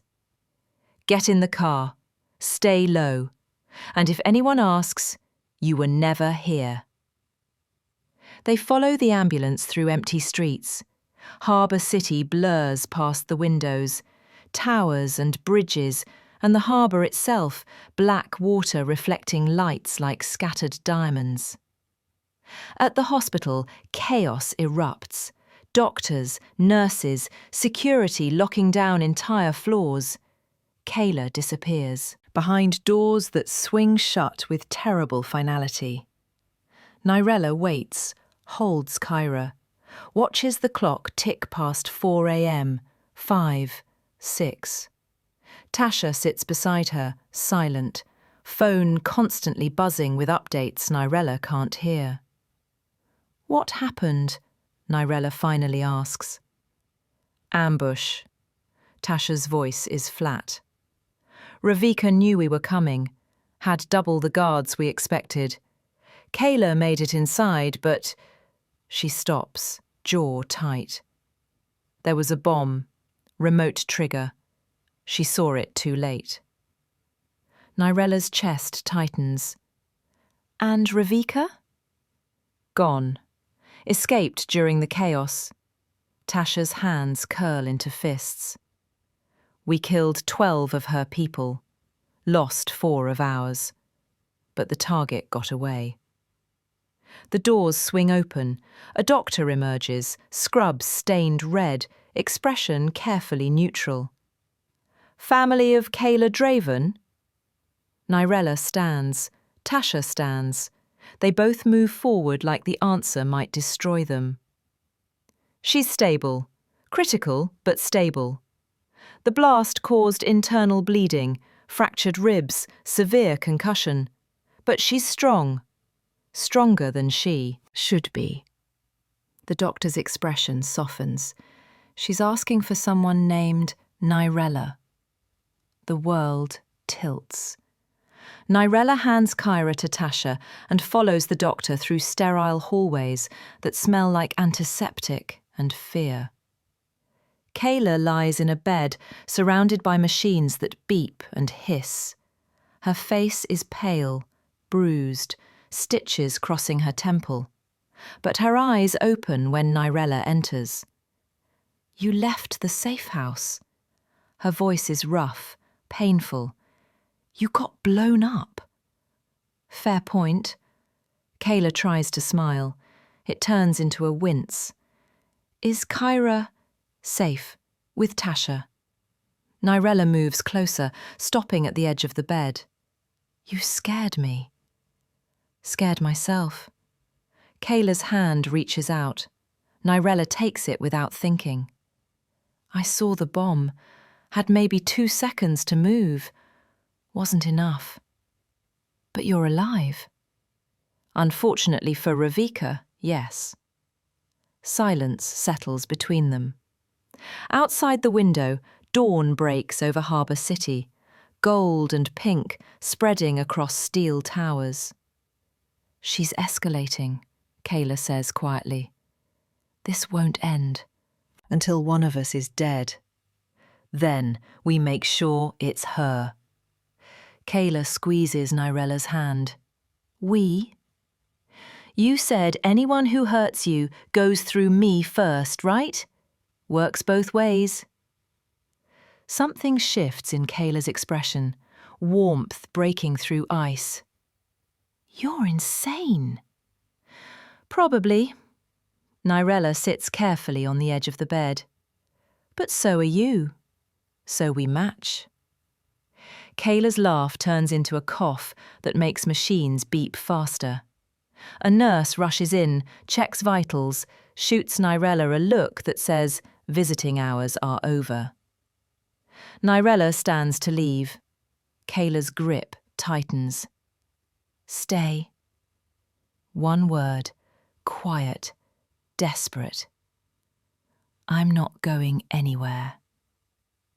She sits back down, holds Kaela's hand, watches monitors track a heartbeat that refuses to quit. And somewhere across the city, in a warehouse that smells like failure and blood, Ravika Holt stares at security footage of the failed assassination. She should have killed Kaela Draven, should have ended this tonight. But she didn't. And now the Omega who was supposed to be disposable is the only thing standing between Ravika and total victory. Time to change tactics. Time to make Nyrella Cade understand exactly what she's protecting, and exactly what it will cost her. When the person protecting you gets hurt, do you run to safety or stand and fight? Let us know below. Subscribe and hit that notification bell so you don't miss the next chapter. Share your thoughts in the comments. Your words inspire others and keep these stories alive. The sealed file sits on the hospital table like a bomb waiting to detonate. Nyrella stares at it. Brown manila, edges worn. A name written across the front in handwriting she doesn't recognize, but somehow knows in her bones. Nyrella Cade, for Nyrella, when she's ready. Her mother's handwriting. Her mother, who died 5 years ago in a car accident that Kaela says wasn't an accident. Where did you get this? Nyrella's voice barely works. Tasha stands by the door, arms crossed, expression unreadable. Kaela's mother left it in a security deposit box. Instructions were to open it only if Kaela's life was in immediate danger. She pauses. We're past that point. Kaela sits propped against hospital pillows, still pale, still bruised, but awake and alert in a way that says pain medication isn't winning. Open it. Nyrella's hands shake. The file feels heavy, too heavy for paper and ink. She breaks the seal. Inside are documents, letters, photographs, and a USB drive labelled Evidence. The first letter is addressed to her, dated 5 years ago, 3 weeks before her mother died.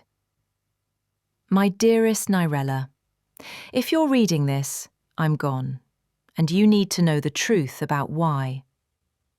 I was Seren Vane's doula, her friend, the only person she trusted when everything started falling apart. She knew someone was going to kill her. Not during childbirth, after. She knew the pup she carried made her expendable. Seren told me everything, about Ravika Holt's plan to steal the baby, about how Ravika wanted to destroy Kaela Draven from the inside, about how she needed someone innocent to hide the pup with, someone nobody would suspect. She chose you, Nyrella, years before you even knew Kyra existed.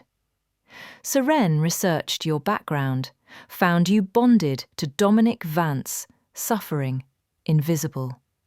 She saw your strength when no one else did, and she made me promise, if anything happened to her, if the pup disappeared, I would make sure you ended up with her. But I couldn't do it. I couldn't put that burden on you after everything you'd already survived. So I refused, told Seren to find someone else. That refusal got me killed. Ravika found out I knew, found out Seren trusted me with her secrets, and she made sure I'd never tell anyone. But before she did, I made my own insurance. I recorded everything, names, dates, proof of the conspiracy. It's all on the USB drive. Use it, baby girl. Use it to protect yourself, to protect the pup, to make sure my death meant something. I love you. I've always loved you, even when the world told you that you didn't matter. You matter, Nyrella. More than you know. Mum.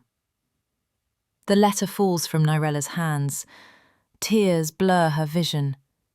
Her mother didn't die in an accident. She was murdered. Murdered for trying to protect a pup that wasn't even born yet. Kaela's voice cuts through the grief. What's on the drive? Nyrella can't speak, can't breathe. Tasha moves forward, picks up the USB drive, plugs it into a laptop she pulls from her bag. Files appear. Audio recordings. Video. Documents with timestamps and signatures. The first recording plays. Seren Vane's voice fills the hospital room. Young, scared, desperate. This is my testimony. My name is Seren Vane. I'm 7 months pregnant with Kaela Draven's child, and I'm recording this because I don't think I'll survive the birth. Static crackles. Then Seren continues. Ravika Holt approached me 3 months ago, offered me money to disappear after the baby was born. Said she'd take the pup, hide it, and let Kaela believe we both died. I refused, so she threatened me, said if I told anyone, she'd make sure I died screaming. A pause, breathing that sounds painful. I'm not brave, I'm not strong, but I know what Ravika's planning will destroy more than just Kaela. It'll destroy everyone in her orbit, so I'm making this record. If I die, if the pup disappears, this is proof. This is truth. The recording ends. The next one starts. This time it's Nyrella Cade's voice, Nyrella's mother, alive, whole. My name is Nyrella Cade. I'm Seren Vane's doula and friend. She told me everything about Ravika Holt's plan. She wants me to help hide the pup with my daughter, Nyrella, but I can't. I won't. My daughter has suffered enough. A long pause, then her mother's voice cracks. Seren is dead. She went into labour yesterday. They told me she died from internal bleeding, but I saw the monitors. I saw the nurses acting strange. I think someone helped her die. Another pause. I'm going to the police tomorrow. I'm going to tell them everything. If something happens to me, if I don't make it, this recording is my testimony. Ravika Holt murdered Seren Vane, and she's planning to use an innocent Omega to cover her tracks. The recording cuts off. Silence fills the hospital room. Nyrella can't stop crying, can't stop seeing her mother's face, hearing her voice, knowing she died trying to protect a daughter who didn't even know she needed protection. Kaela's voice is quiet. Keep going. Tasha clicks through more files. Documents appear, bank transfers from Ravika to Miranda Keane, the agency supervisor. Payments to hospital staff, bribes to coroners who falsified death reports, and at the bottom, a video file labelled Final Message. Tasha clicks play. Nyrella Cade appears on screen. She's in a car, night outside, headlights reflecting off wet pavement. This is my last recording. I'm driving to the police station now. If I don't make it, if something happens, Nyrella, baby, I need you to know I love you. I need you to know that everything I did was to keep you safe. Tears stream down her mother's face. Seren chose you because she saw what I see. Strength, courage, heart. You're not disposable, Nyrella. You never were. And someday, when you're holding that pup, when you're protecting her the way only you can, you'll understand. Headlights flood the camera. Sudden, blinding. Oh, God! The video cuts to static, then nothing. Nyrella doubles over, sobs tearing from her chest. Kyra. Her mother died knowing Nyrella would end up with Kyra. Died trying to make sure the truth survived, even if she didn't. Kaela's hand appears on Nyrella's shoulder, gentle, steady. She was right, Kaela says quietly. About you. About everything. Nyrella looks up through tears. How can you say that? I didn't know. Didn't do anything. You survived. Kaela's voice is firm. Your mother died protecting you. Seren died protecting Kyra, and you, without knowing any of it, brought them both together.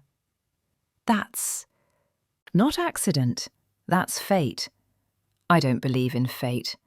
Neither did I. Kaela's smile is sad.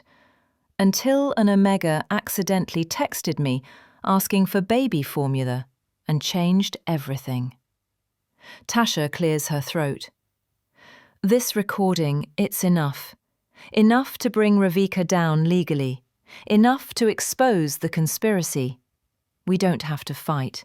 We can let the law handle it. No. Kaela's expression hardens. The law is slow. Ravika has connections, money, lawyers who'll bury this in court for years. By the time justice happens, we'll all be dead.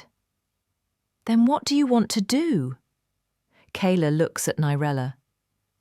I want to give her a choice. Nyrella wipes her eyes. What choice? Your mother's recording proves Ravika murdered Seren and Lena. That's 2 counts of homicide. Add in the conspiracy, the theft, the attempted murder on me. She's looking at life in prison, minimum. Or death. Kaela's voice drops. But if we offer her an out, a way to disappear quietly, she might take it. Why would you let her walk away? Because I'm tired of bleeding. Kaela gestures at the machines, the stitches, the evidence of how close she came to dying. And because forcing her into a corner means she'll come at us with everything she has left. That's not a fight I want Kyra anywhere near. Tasha shakes her head. Boss, that's mercy. She doesn't deserve mercy. I know. Kaela's smile is sharp. But Nyrella does. And Kyra does. And I'm done sacrificing them for revenge. The weight of those words settles over the room. Outside, morning light spills through the windows. Harbour City wakes up to another day of people fighting for survival, while empires crumble in the shadows. Nyrella stands, walks to the window, stares out at the city that's tried to destroy her since she arrived. My mother didn't give Ravika a choice, she says quietly. She went to the police, tried to do things right, and she died for it. I know. So why should we give Ravika something my mother never got? Kaela doesn't answer. Right away. When she does, her voice is careful. Because your mother would want you to survive, not to drown in the same cycle of violence that killed her. Nyrella turns, looks at Kaela, bruised, bleeding, still fighting, and makes a decision that feels like stepping off a cliff. Then let's offer her the deal. But if she refuses, her voice hardens. We end this. Permanently. Kaela nods. Agreed. Tasha makes a call. Within minutes, a message goes out through channels Nyrella doesn't understand. Encrypted, untraceable, delivered directly to Ravika Holt. One chance. Disappear quietly and the recordings stay buried. Refuse and we release everything. You have 24 hours. The hospital room falls silent, waiting, hoping, dreading. Nyrella sits beside Kaela's bed, holds her hand, feels the steady pulse of someone who refuses to quit. What if she doesn't take the deal? Nyrella whispers. Then we show her why mercy was the better option. Outside, the city churns. Lives intersect and collide. Somewhere in that chaos, Ravika Holt reads a message that should terrify her. But instead, she smiles, because she's been waiting for this, waiting for Kaela to show weakness disguised as strength, waiting for the perfect moment to strike where it hurts most. And that moment is now. If you had proof that could destroy your enemy, would you use it immediately or offer them a chance to walk away? Drop your answer below. Don't forget to subscribe and turn on notifications. This story is about to reach its breaking point, and you won't want to miss it. Share your thoughts in the comments and inspire others with your perspective. The call comes at midnight. Nyrella is dozing in the chair beside Kaela's hospital bed when her phone buzzes. Unknown number. She answers before her brain catches up. Hello? You made a mistake. Ravika's voice is calm, almost friendly. Offering me a deal like I'm some street-level criminal who'll run at the first sign of consequences. Nyrella sits up fast. Across the room, Kaela's eyes snap open, alert despite the pain medication. We gave you a way out, Nyrella says carefully. You gave me an insult. Ravika's tone hardens. I built Kaela Draven's empire before she even knew what power meant. I bled for her, killed for her, and she repaid me by trying to discard me like yesterday's trash. That's not, don't lie to me, Omega. I know how alphas work. The moment you stop being useful, you're gone. Your mother learned that lesson. Seren learned it. And you'll learn it too. Nyrella's hands shake. Kaela gestures for the phone. Nyrella hands it over, puts it on speaker. Ravika, Kaela's voice is ice. Final offer. Take the deal, or I release the recordings in 1 hour. Silence. Then laughter, low and dangerous. Release them. See what happens. Ravika sounds genuinely amused. You think recordings from a dead Omega and a scared doula will destroy me? I have lawyers who'll tear that evidence apart in court, judges on payroll, witnesses who'll swear I was nowhere near any of it. Then why are you calling? Kaela challenges. Because I want you to know something before this ends. Ravika's voice drops. Seren didn't just die in childbirth. She begged the doctors to save her, to save the pup. And I watched, stood right there in the delivery room and watched her bleed out while knowing I could have stopped it. Nyrella's stomach lurches. And your little Omega's mother, Ravika continues. She didn't die instantly in that car crash. Took her 20 minutes. 20 minutes trapped in twisted metal, knowing she failed. Knowing her daughter would end up exactly where she tried to prevent. You're a monster, Nyrella whispers. I'm pragmatic. Ravika's tone is matter-of-fact. Seren and Lena were obstacles, just like you're an obstacle now. Just like Kaela's an obstacle. The difference is, I'm done playing nice. The call ends. Kaela immediately dials Tasha. Get the recordings to every major news outlet. Local, national, international. I want Ravika's face plastered across every screen by morning. On it. Tasha's voice is grim.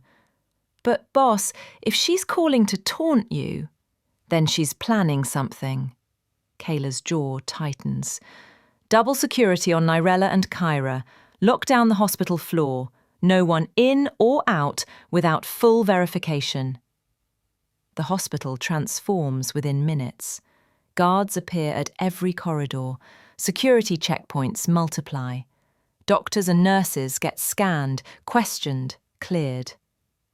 But Nyrella can't shake the dread coiling in her chest. She's too calm, she says. Ravika, she should be panicking, running, but she sounds confident. Kaela finishes the thought. Because she has a plan we're not seeing. Tasha bursts through the door, tablet in hand. Boss, we have a problem. What kind of problem? The recordings. Tasha's face is pale. Someone hacked the files. corrupted them. What we're sending to the media is... She plays a clip. Static, garbled audio, nothing coherent. Nyrella's heart drops. How is that possible? They were fine an hour ago. Ravika must have malware embedded in the USB drive. Tasha's hands shake. The moment we opened it, she gained access. She's been watching everything we do, waiting for us to try using the evidence before destroying it. Kaela slams her fist on the bed. Machines beep in protest. Do we have any clean copies? No, the originals are corrupted too. Whatever she did, it's permanent. Silence falls over the room. Outside, Harbour City glows in the darkness. Somewhere in that sprawl of steel and money, Ravika Holt just won. Nyrella stands, paces, her mind racing through possibilities that all lead nowhere. There has to be something, she says, some way to prove what she did. There isn't. Kaela's voice is flat, defeated. Without the recordings, it's our word against hers, and she's right about the lawyers. They'll bury us. So that's it? Nyrella's voice rises. We just let her win? Let her walk away after murdering my mother, murdering Seren, trying to kill you. We don't have a choice. There's always a choice. The words echo in the sterile room. Kaela looks at Nyrella with an expression that's equal parts admiration and despair. What do you want me to do? Kaela asks quietly. Start a war I can't win? Get more people killed, trying to avenge the dead? I want you to fight. Nyrella crosses the space between them. You taught me that protection means standing up even when it's terrifying. That strength means refusing to back down. So don't you dare quit now. Kaela stares at her. Then something shifts in her eyes. Not defeat, determination. You're right. She looks at Tasha. Pull everyone back to the penthouse. Full defensive positions. If Ravika wants to come at us, let her. But we do it on our terms. Boss, you're in no condition. I don't care. Kaela swings her legs off the bed. Machines protest. Get me discharged. Now. Within the hour, they're moving. Kaela against doctor's orders, Nyrella carrying Kyra, Tasha coordinating a convoy that looks more like a military extraction. The penthouse is fortified when they arrive, guards on every floor, weapons distributed, surveillance tracking every street within a 2-block radius. It feels like preparing for siege. Because that's exactly what it is. Kaela stands at the windows, staring out at her city. She'll come tonight. Ravika doesn't wait once she's made a move. How do you know? Nyrella asks. Because I trained her. Kaela's smile is bitter. I taught her everything. How to strike fast, how to exploit weakness, how to make her enemies bleed. Then you know how to stop her. Knowing and doing are different things. Kaela turns. But you're right about one thing. I'm done running. She makes a call. Someone answers immediately. It's time, Kaela says. Activate the contingency. Nyrella doesn't know what that means, but 30 minutes later, every screen in the penthouse flickers to life. News broadcasts, social media, streaming platforms, and on every single one, the same message appears. Ravika Holt, murderer, conspirator, child thief, come and face justice. Below the words, Kaela's personal address, an invitation, a challenge. What did you just do? Nyrella breathes. I gave her what she wants. Kaela's eyes are hard. Me, alone, vulnerable. If she's going to end this, it'll be here, tonight. That's insane. That's strategy. Kaela looks at Tasha. Get Nyrella and Kyra to the panic room. Seal it. Don't open it for anyone except me. No, Nyrella steps forward. I'm not hiding while you... You don't have a choice. Kaela's voice is absolute. Kyra needs you. I need you. But I need you alive. So you're going to do exactly what I say, and you're going to survive this. Tasha grabs Nyrella's arm, gentle but firm. Come on. They move through the penthouse, past guards taking positions, past windows showing Harbour City lit up like a battlefield, into the panic room hidden behind the bookshelf. The door seals with a hiss. Soundproof, reinforced, impenetrable. Nyrella is trapped. Safe, useless. She clutches Kyra close, listening to nothing, feeling everything. Outside, Kaela Draven stands alone in the centre of her empire, waiting for the monster she created to come home.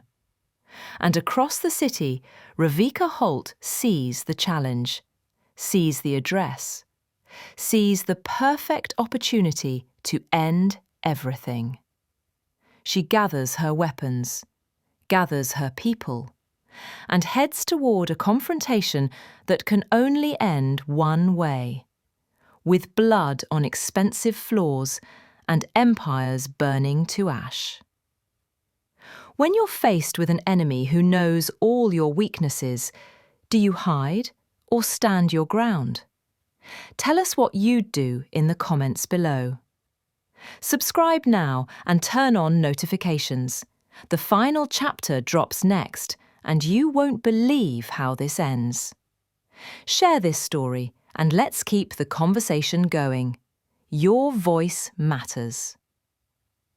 The penthouse is silent. Kaela stands in the centre of the main room, hands loose at her sides, breathing steady despite the pain radiating through her ribs. The stitches pull with every movement. The concussion makes the world tilt if she turns too fast, but she's upright, armed, ready. The elevators are disabled except for one, the one Ravika will use. The doors will open directly into the kill zone Kaela's created, furniture cleared, sightlines perfect, guards positioned on the floors above and below. But not here. Here, Kaela is alone. Because this ends between them. No collateral damage, no witnesses who'll carry guilt for violence they couldn't stop. Her phone buzzes. Tasha. Movement in the lobby, 6 hostiles. Ravika confirmed visual. Let them through. Kaela's voice is calm. Boss, let them through. And Tasha? She pauses. Whatever happens, you protect Nyrella and Kyra. That's the only order that matters. Understood. The line goes dead. Kaela checks her gun. Fully loaded. Safety off. She sets it on a table within easy reach, then pours herself a drink. Whiskey. Expensive. The kind you save for endings. The elevator hums, ascending, passing floor after floor until it reaches the penthouse. The doors slide open. Ravika Holt steps out. She looks different than Kaela remembers. Older, harder. Scars Kaela doesn't recognise crossing her knuckles. But the eyes are the same, sharp, calculating, hungry. Behind her, 5 guards fan out, armed, ready to kill on command. You came, Kaela says. You invited me. Ravika's smile is all teeth. Would have been rude to decline. She walks into the room like she owns it, stops 10 feet from Kaela. Her guards form a loose perimeter, weapons visible but not raised. Nice place, Ravika glances around. I remember when you bought it. Remember helping you choose the furniture, the art, everything. I remember you stealing from me. Kaela's voice is ice. Murdering Seren, murdering Nyrella Cade, trying to destroy everything I built. You were going to discard me. Ravika's expression hardens. 8 years I gave you, 8 years of loyalty, and you repaid me by calling me sloppy, telling me to step down or be pushed out. You were getting reckless, leaving bodies where people could find them, drawing attention we couldn't afford. I was doing what you taught me. Ravika's voice rises. You said power requires sacrifice, that mercy is weakness, that alphas who hesitate get destroyed. So I stopped hesitating, and you punished me for it. Kaela takes a sip of whiskey. I tried to save you, offered you retirement with full benefits, a way out that kept your reputation intact. I didn't want retirement. Ravika's hands curl into fists. I wanted what you promised. Partnership, equality, a place beside you instead of beneath you. You wanted my empire. I wanted recognition. The words explode out of Ravika. I bled for you, killed for you, built your fortune with my bare hands, and you still looked at me like I was just another. Enforcer, just another tool. Silence stretches between them. The city glows beyond the windows, oblivious, uncaring, alive with people who'll never know how close they came to war. So you stole my daughter, Kaela says quietly. Murdered Seren, framed an innocent Omega, all because I didn't give you the respect you thought you deserved. All because you taught me that taking what you want is the only way to survive. Ravika pulls out a gun, doesn't point it, just holds it. And now I'm taking everything. Your empire, your legacy, your life. Then do it. Kaela spreads her arms. I'm right here, unarmed, wounded. Easy target. Ravika's eyes narrow. Where's the Omega? Safe. And the pup? Safer. Not good enough. Ravika gestures to her guards. Search the penthouse. Find them. The guards move. Kaela doesn't stop them. Just watches as they spread through rooms, opening doors, checking closets. They won't find the panic room. The entrance is too well hidden. Soundproofed too, perfectly. But Ravika doesn't need to find it. She just needs to believe Kaela's distracted. You know what I realised, Ravika says, circling closer. You didn't come here to fight. You came here to die. Martyr yourself so the Omega and pup can escape. So touching. You don't know what I came here for. Don't I? Ravika raises the gun, points it directly at Kaela's chest. You're tired, broken, tired of bleeding for people who'll never appreciate it. So you're giving up, letting me win. Kaela meets her eyes. I never give up. Then prove it. The gun fires. But Kaela's already moving, diving left. The bullet tears through where she was standing, shattering glass behind her. She hits the floor hard, ribs screaming, vision blurring. Her hand closes around her own gun. She rolls, fires 3 times. 2 guards drop. The third takes cover behind an overturned couch.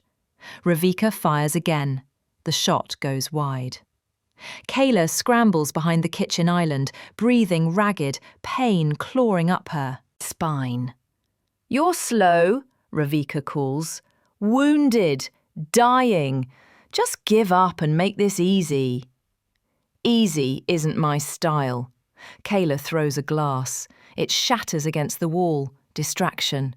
She moves again, firing as she goes. Another guard drops. Ravika curses, returns fire. Bullets punch through marble counters, expensive art, everything Kaela built. But Kaela's not aiming at Ravika. She's aiming at the supports.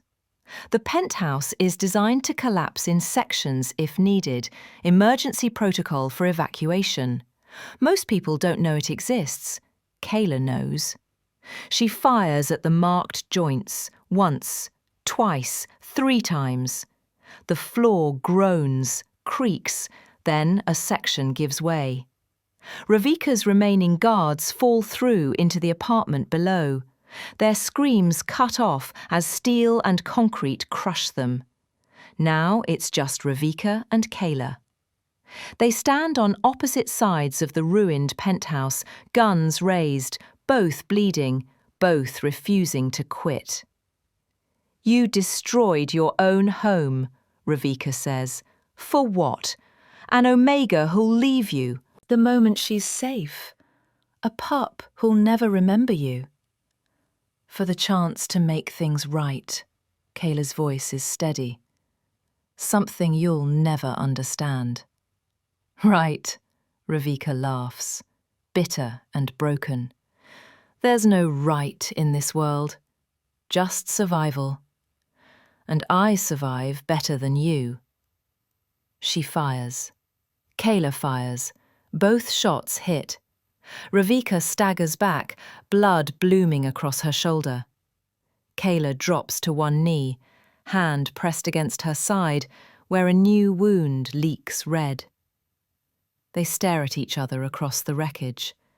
2 alphas who used to be unstoppable. Now just broken women clinging to pride and pain. "This is how it ends," Ravika whispers. "Both of us bleeding out in a penthouse nobody will remember." Wrong. Kaela forces herself upright. "This is how you end. I'm going to survive. I'm going to watch Kyra grow up. And I'm going to make sure everyone knows what you were. Not an alpha, not a queen, just a coward who killed innocent people because she couldn't handle rejection." Ravika's face twists with rage. She raises her gun for a final shot. The panic room door hisses open. Nyrella steps out, Kyra strapped to her chest, eyes wild with fear and determination. "Don't," she says, not to Ravika, to Kaela. Both alphas freeze. "Nyrella, get back inside," Kaela starts. "No." Nyrella walks forward, into the kill zone, between the 2 alphas who could end her with a single bullet. "I'm done hiding, done letting other people decide my fate." She looks at Ravika. "My mother died trying to protect me from you. Seren died trying to protect Kyra. And you just keep killing, keep taking. Keep proving that you don't deserve the power you think you're owed." Ravika's gun trembles. "You don't know anything about what I deserve." "I know you're scared." Nyrella's voice is steady. "Scared that without violence, you're nothing. That without Kaela's empire to steal, you have no purpose. That's why you can't let go. Because if you do, you'll have to face the truth." "What truth?" "That you were never discarded. You discarded yourself. Nyrella steps closer. Kaela tried to save you, offered you a way out, but you chose revenge instead, chose to become exactly what you accused her of being. Silence. Ravika's gun lowers, just slightly, just enough. You were meant to be mine, too. The words slip out of Kaela. Quiet, raw, directed at Nyrella, but heard by everyone. Nyrella turns, looks at Kaela with an expression that holds everything: fear, hope, longing, trust. I know, she whispers. Ravika screams, raises her gun. Kaela fires first. The shot is clean, final. Ravika drops. Her gun clatters across the floor, useless. She doesn't get back up. Kaela collapses. Nyrella runs to her, Kyra crying against her chest. She kneels beside the alpha who changed everything, hands shaking as she tries to stop the bleeding. Stay with me, Nyrella begs. Please, just stay with me. Kaela's hand finds Nyrella's face, gentle, careful. I'm not going anywhere. Sirens wail in the distance. Tasha crashes through the stairwell door, medics behind her. They swarm Kaela, working fast, voices urgent. Nyrella watches them load her onto a stretcher, watches them carry her toward the elevator, watches the woman who promised protection disappear into uncertainty again. But this time, Nyrella doesn't wait for permission. She follows. 3 weeks later, Harbour City looks the same but feels different. Kaela is home, healing. The wounds are closing, but the scars remain, physical, emotional, permanent. Nyrella sits beside her on the balcony of a new penthouse, smaller than the last, quieter, but theirs. Kyra crawls across the floor, babbling at nothing, happy in the way pups are when the world is safe and warm and full of love. They're calling you a hero, Nyrella says. The alpha who took down a crime empire to save an innocent Omega and child. Kaela snorts. I'm not a hero, just someone who got lucky. Lucky how? Lucky that you texted me by accident. Kaela looks at her. Really looks. Lucky that you're stubborn enough to survive everything thrown at you. Lucky that you chose to stand with me instead of running. Nyrella takes her hand, holds it, feels the steady pulse of someone who refuses to quit.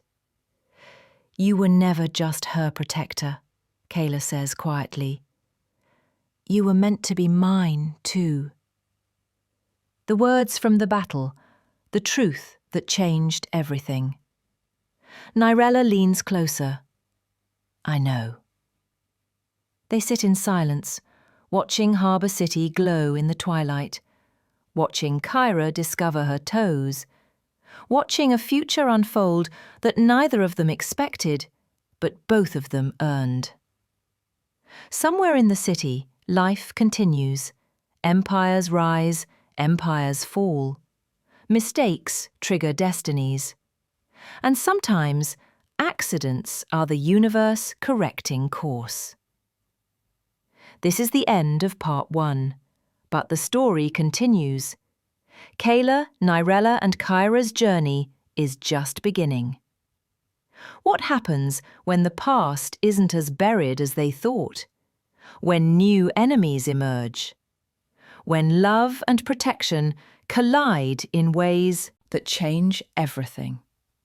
Subscribe now and turn on notifications so you don't miss part 2.